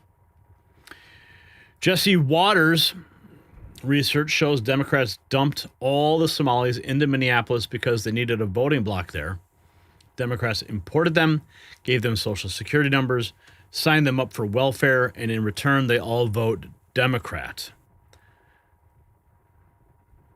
It's not like this is another crazy story. Somalia, terrible place, civil war. Clinton comes in, Black Hawk Down, feels guilty, says the way we're going to do this, we'll just bring them all here, and just starts paroling tens of thousands of Somalians into Minnesota. Now, why Minnesota of all places? It's not warm. It's not like New York City. It's because the Latin American migrants hadn't gotten there yet. So the business community was like, let's send them to Minneapolis because that'll keep profits up and keep the wages down. And then we could all pat ourselves on the back and say diversity is our strength, right? So everybody gets social security numbers and everybody gets welfare. And they form this huge voting bloc in the city. I think it's 80,000 Somalians are in the state of Minnesota, and they all vote Democrat. And so who figured this whole thing out? Wasn't just New York Times, wasn't just Chris Rufo. Doge. What did we hear in the beginning of the year? That criminals were ripping off nonprofits. They were just stealing money. Dana's right. They happened in New York. It happened in LA. Remember they had, was it $24 billion for the homeless? You don't think this is happening in every city across the country? That's where the money's going. Democrats are always so worried about inflation and the social welfare net. It's because criminals are stealing it and they won't do anything about it. And they didn't do anything about it because of racism. This is another crazy story. Somalia, Racism. Terrible place. Racism. Huh. Let's keep going. We got some more here. CBS New York confirming the Trump administration has fired 8 immigration judges. Is here in the city. CBS New York has now confirmed the Trump administration fired 8 immigration judges here in the city. The National Association of Immigration Judges says they were fired yesterday from the immigration court offices at 26 Federal Plaza. That building is where ICE has its New York City headquarters, immigration court, and where detainees have been held. The firings come after dozens of immigration judges across the country have been let go since January. CBS New York has now confirmed. What do we have here? Operation Catahoula Crunch. I don't know what that means. DHS law enforcement has surged in. Is that like some kind of Louisiana food? Must be. DHS law enforcement. Maybe you guys tell me in the comments. Anyone from Louisiana, New Orleans area? What's the joke here? DHS law enforcement has been surging in New Orleans. Individuals we are so Catahoula Crunch, which we are launching today down in New Orleans, we're first and foremost really focusing on those worst of the worst criminals, those criminals who have previously been locked up by local authorities, but then because New Orleans functions as a sanctuary city, those individuals were not released to ICE. They were instead released back onto New Orleans streets. So we're talking about child pedophiles who are on our list of targets, burglars, gang members, rapists. Those individuals we are highly targeting, and we will continue whether it be 5,000 arrests or beyond. So Catahoula Crunch, which... Okay, so Catahoula most commonly refers to the Louisiana Catahoula leopard dog, named after its Choctaw word for sacred lake or similar term meaning clear water. The term can also refer to the Catahoula Parish or lake in Louisiana where the breed originated, and the dogs themselves are known for their distinctive spotted coats. There, that's the origin of that, but good news nonetheless. They are surging in Louisiana. DHS has announced a full suspension of immigration and naturalization from 19 countries. Elijah Schaefer, he says, good, I hate those people from Togo and Turkmenistan taking all our jobs. Okay. This is the official letter from the Department of Homeland Security, U.S. Citizenship and Immigration Services. Affected nations are Afghanistan, Burma, Chad, Republic of Congo, Equatorial Guinea, Eritrea, Haiti, Iran, Libya, Somalia, Sudan, Yemen, Burundi, Cuba, Laos, Sierra Leone, Togo, Turkmenistan, and Venezuela. Full suspension of immigration and naturalization from those nations. Sounds good to me. And apparently schools are emptying fast under Trump Miami-Dade. Under Trump, Miami-Dade went from 14,000 new immigrant kids to just 2,500. Billions in taxpayer savings or a hit to diversity. The same shift. Yeah, this is nuts. America is witnessing the biggest classroom attendance shift in modern history as enrollment from illegally present families plummets, instantly easing overcrowding and saving taxpayers billions of dollars, seemingly and shockingly overnight. Districts from Florida to Colorado to Massachusetts are all reporting the steepest declines in newcomer students in more than a decade, directly tied to stricter citizenship enforcement and voluntary departures under the current administration's policies. Miami-Dade saw enrollment from newly arrived families plunge from 14,000 to just 2,500, relieving an estimated $70 million in budgetary pressure. Denver dropped from 1,500 to 400, while Chelsea, Massachusetts fell from roughly 600 to 100. With Chelsea Mecklenburg reporting 20,000 missing students. Higher Higher education is also seeing the same shift, with a 17% drop in foreign student enrollment as universities refocus on American applicants. Analysts say that fewer illegal crossings and tougher border controls are reshaping school populations, cutting overcrowding and stabilizing classrooms, even as some districts lose state funding tied to headcounts. Because for years, U.S. taxpayers have spent roughly $60 billion annually educating illegally present individuals. More taxpayer money completely wasted. Yeah. So, we got Ilhan, crazy police chief, dude speaking Somali. Minneapolis is in big, big trouble. $250 million stolen, potential terror financing. A governor who looked the other way, a mayor who panders in foreign languages while the city burns through federal dollars. And now Trump is doing what local leaders refuse to do. He's actually enforcing the law. He's terminating protections for those who abuse them. He's shutting down the pipeline of fraud. See, Minneapolis thought it was untouchable. It thought that sanctuary policies would protect the grift forever. Well, that era has just officially ended. So let me be crystal clear about what's happening. This is not about targeting any community. This is about enforcing laws that were ignored for years. $250 million stolen from programs meant to feed children, funds potentially flowing to terrorists. And politicians like Tim Walz and Jacob Frey enabled it with their sanctuary policies and willful blindness. Trump just ended TPS for those who abused American generosity. He suspended immigration from 19 high-risk nations after a National Guard member was killed by an Afghan national. He's firing judges who rubber-stamped asylum claims, and he's sending ICE into cities that thought they were above the law. The fraud is over, and now the accountability has begun. And Minnesota will never be the same. My question for you, do you support Trump's crackdown on immigration fraud? Yes or no? Let's have a conversation in the comments, and while you're there, check out our merch shop. It's linked below.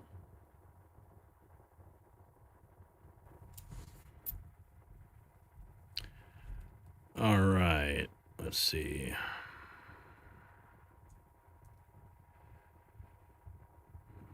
Trying to see here.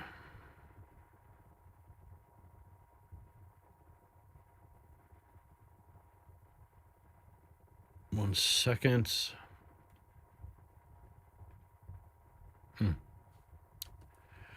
Okay, let's continue. We're going to go into what's happening with those narco boats. And one senator may have just committed sedition.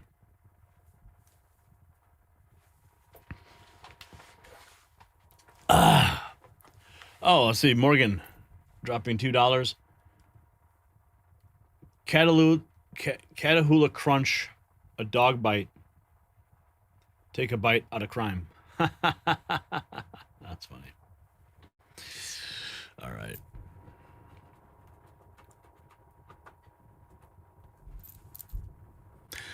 And just when you thought the insanity couldn't get any worse, hold on to your seats, because what I'm about to show you will make your blood boil. This morning on MSNBC, Democrat Senator Mark Warner looked into the camera and openly called for our military to overthrow a sitting president. His exact words, "I think in many ways the uniformed military may help save us from this president."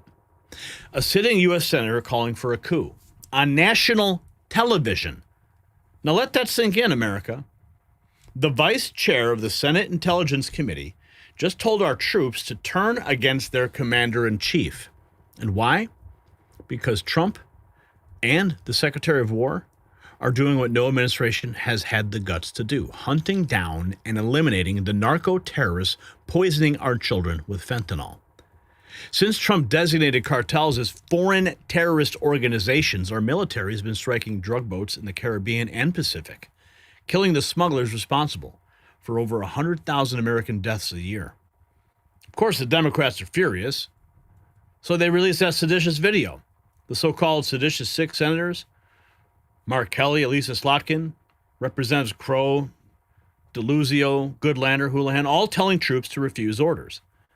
Secretary Hexet called it exactly what it was, a politically motivated influence operation. And of course, now the Pentagon is investigating Kelly for potential court-martial under the UCMJ. The FBI is scheduling interviews with all 6 in President Trump, calling it seditious behavior punishable by death. And hot off the wire right now, a deal that is worth watching has just closed in Nevada. AmeriCorps Resources, that's ticker AMCOF in the U.S. and AMCO in Canada, they've acquired the Trinity Silver project from Newmont. Newmont did not walk away, though. They became a shareholder in AmeriCorps. When a nearly $100 billion mining giant takes equity in a junior, pay attention. Trinity has over 5 million ounces of historic silver production and estimates of 28 million ounces still in the ground. AmeriCorps is already sitting on 800,000 ounces in stockpile. At $50 silver, that's $40 million in metal value, multiples above the company's market cap. Stock price sits at 25 cents. Think about that. Silver just hit record highs as well. If you want to find out more, go to the link in the description for the details, and we thank them for supporting this show. You still with me? Good, because we're just getting started. And while Warner calls for military mutiny over these narco strikes, waiting to hear what Sonny Hostin said we should do with the traffickers our troops are eliminating. And Senator Jack Reed dismissing cartel operatives as harmless smugglers. You can't make this stuff up. Here is Senator Mark Warner openly calling for a coup against the President of the United States. His lame, unprecedented disrespect when they were all brought to get a pep rally in front of Hegseth and Trump. This is an administration that's fired, uniform generals from the head of the NSA, the head of the Defense Intelligence Agency. Mm-hmm. And I think in many ways, the uniform military may help save us from this president and his lame people like Hegseth, because I think their commitment is to the Constitution and obviously not to Trump, and I expect Bradley to adhere to that. So, Senator, let's go a little further on this. What are concerns you have about the legality of these strikes at all? The uniform military may help save us from this president and Hegseth, another seditious Democrat.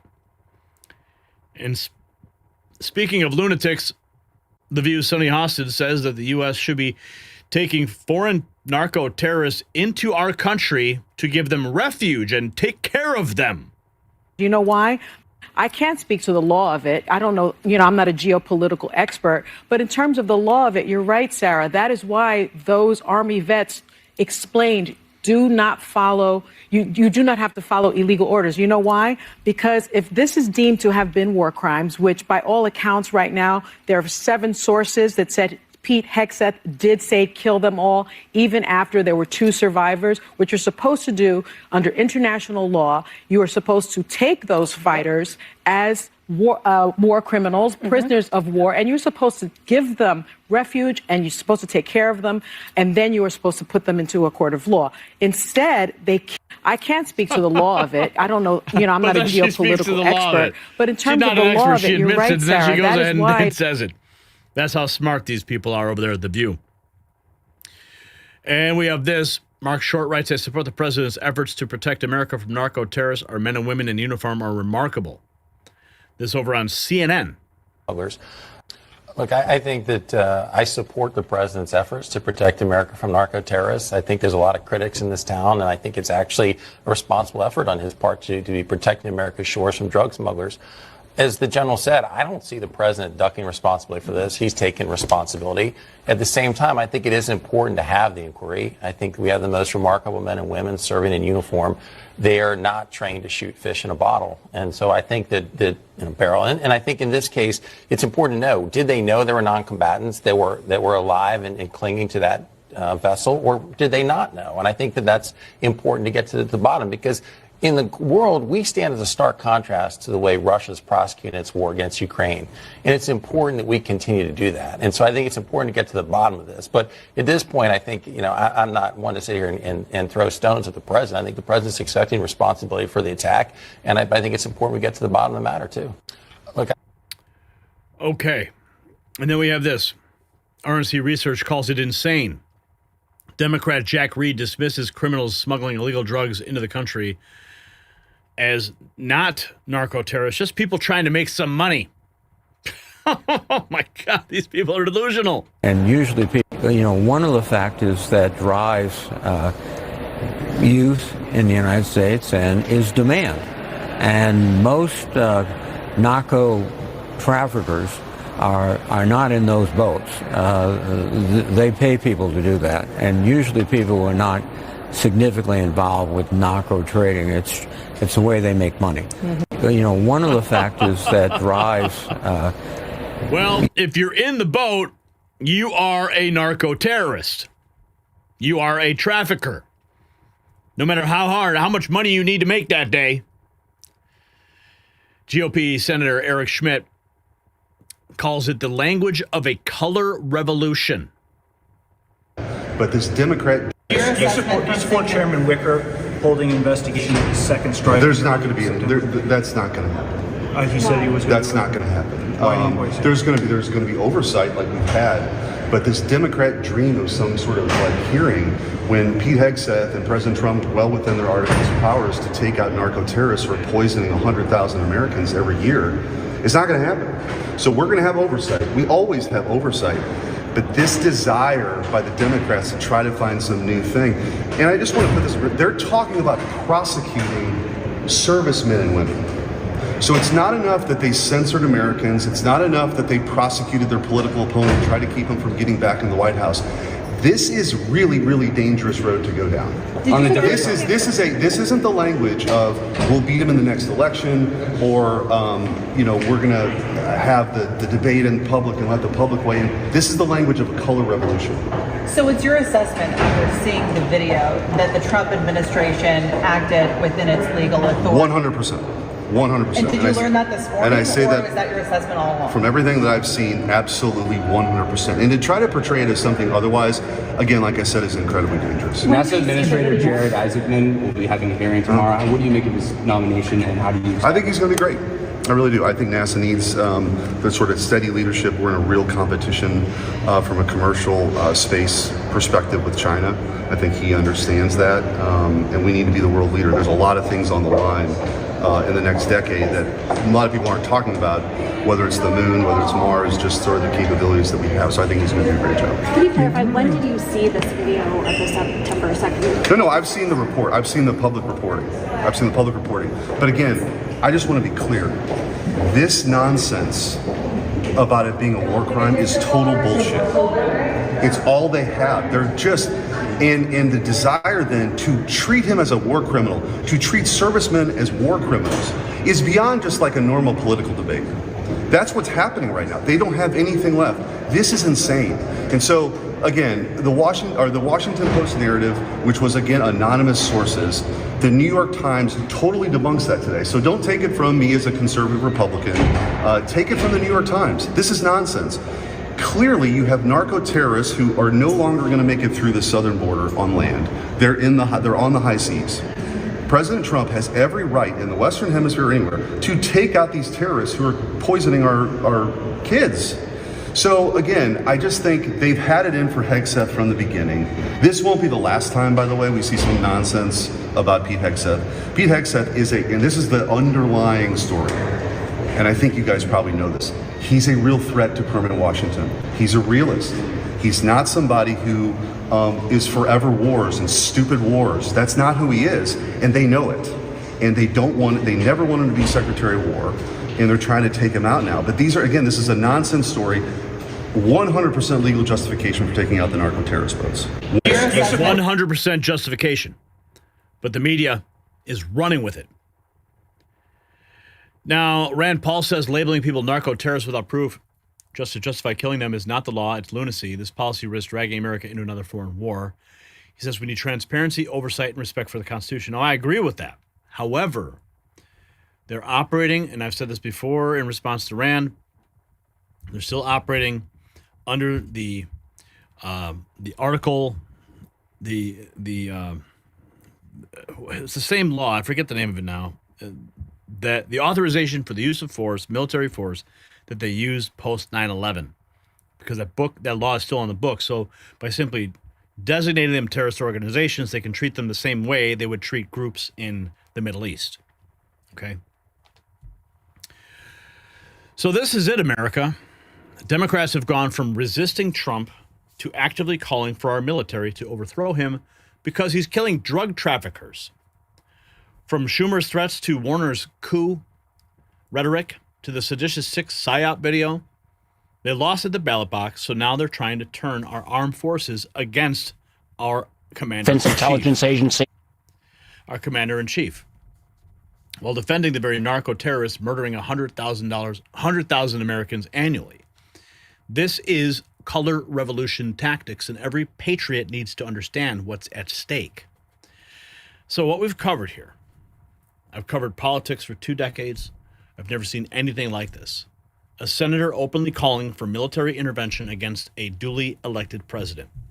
6 lawmakers telling troops to disobey orders because they're upset we're killing drug traffickers. A TV host demanding we give sanctuary to cartel operatives.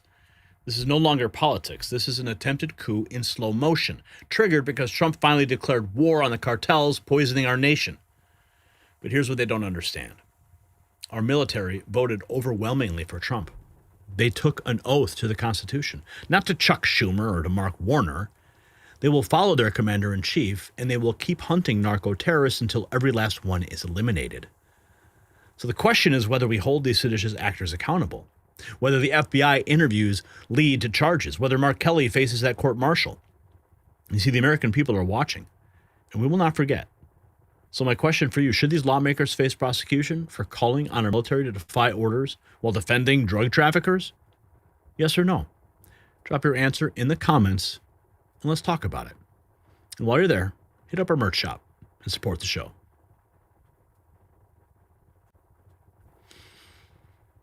A $50 super chat came in, putting us at $159 tonight. Thank you. This comes from Speniget. Says, I know this is off topic, but I think of Charlie Kirk every day since his assassination. I will never forget him, ever.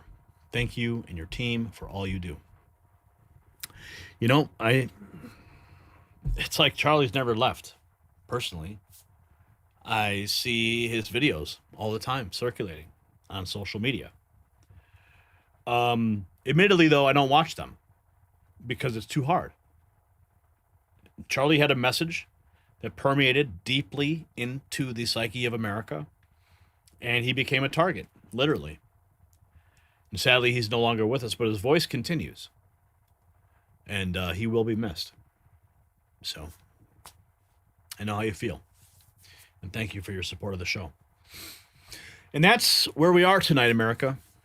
Take a step back and look at what we have covered. I mean, really look at it. The IRS, that weapon of federal tyranny that's been terrorizing American families for over a century, is finally on the chopping block. President Trump stood in that cabinet room and said what no president has ever dared to say. The income tax is going away. Tariff revenue up 250%, and the FairTax Act sitting in Congress. 25% of IRS agents already gone. The machinery of oppression is being dismantled piece by piece. Then we exposed the biggest constitutional scandal in American history. Joe Biden was not running the country, an autopen was. A 100-page congressional report proving his aides exercised presidential authority without his knowledge or his consent. 3 different autopen signatures were discovered. Key witnesses pleading the Fifth, and now every pardon, every executive order, every document signed by that machine is null and void. President Trump has now declared it. The man that we were told was sharp as a tack couldn't even sign his own name. And Jack Smith, he thought he was untouchable. The special counsel who weaponized the Justice Department against a presidential candidate, who swept up Republican lawmakers and conservative media in his dragnet, who thought he'd never answer for any of it. Well, now he's under subpoena. September 17th, he sits for his closed-door deposition. The hunter has now become the hunted. Minneapolis is ground zero for the fraud that's bankrupted American taxpayers and potentially funded terrorism overseas. $250 million stolen through Feeding Our Future. TPS terminated for Somalis. 8 immigration judges fired in New York. Immigration suspended from 19 countries. The era of open borders and unlimited fraud is finally over. And then we watched a sitting United States senator call for the military to overthrow a duly elected president, because that president has the audacity to kill narco-terrorists poisoning our children. Democrats releasing seditious videos, TV hosts demanding refugees for cartel operatives, color revolution tactics deployed against our own government. Do you see the pattern? Every institution they've corrupted, every weapon that they've built, every scheme that they've run is being exposed and dismantled. And that's why they're panicking, folks. That's why they're calling for coups, because they know their time is up. I want to thank everybody in the live chat tonight, our moderators. Huge shout out to our Super Chat supporters, Rumble Rant contributors. You guys keep the show running. You keep the truth flowing when big tech tries to silence us. And don't forget our merch shop. Gear up, support the mission. Let the world know where you stand. And share this broadcast everywhere. They don't want this information getting out. That's exactly why we need you to spread it. Tomorrow we'll be back with more. Until then, stay informed, stay vigilant, stay free. I'm Gary Franchi. You've been watching the Next News Network. God bless you, and God bless America.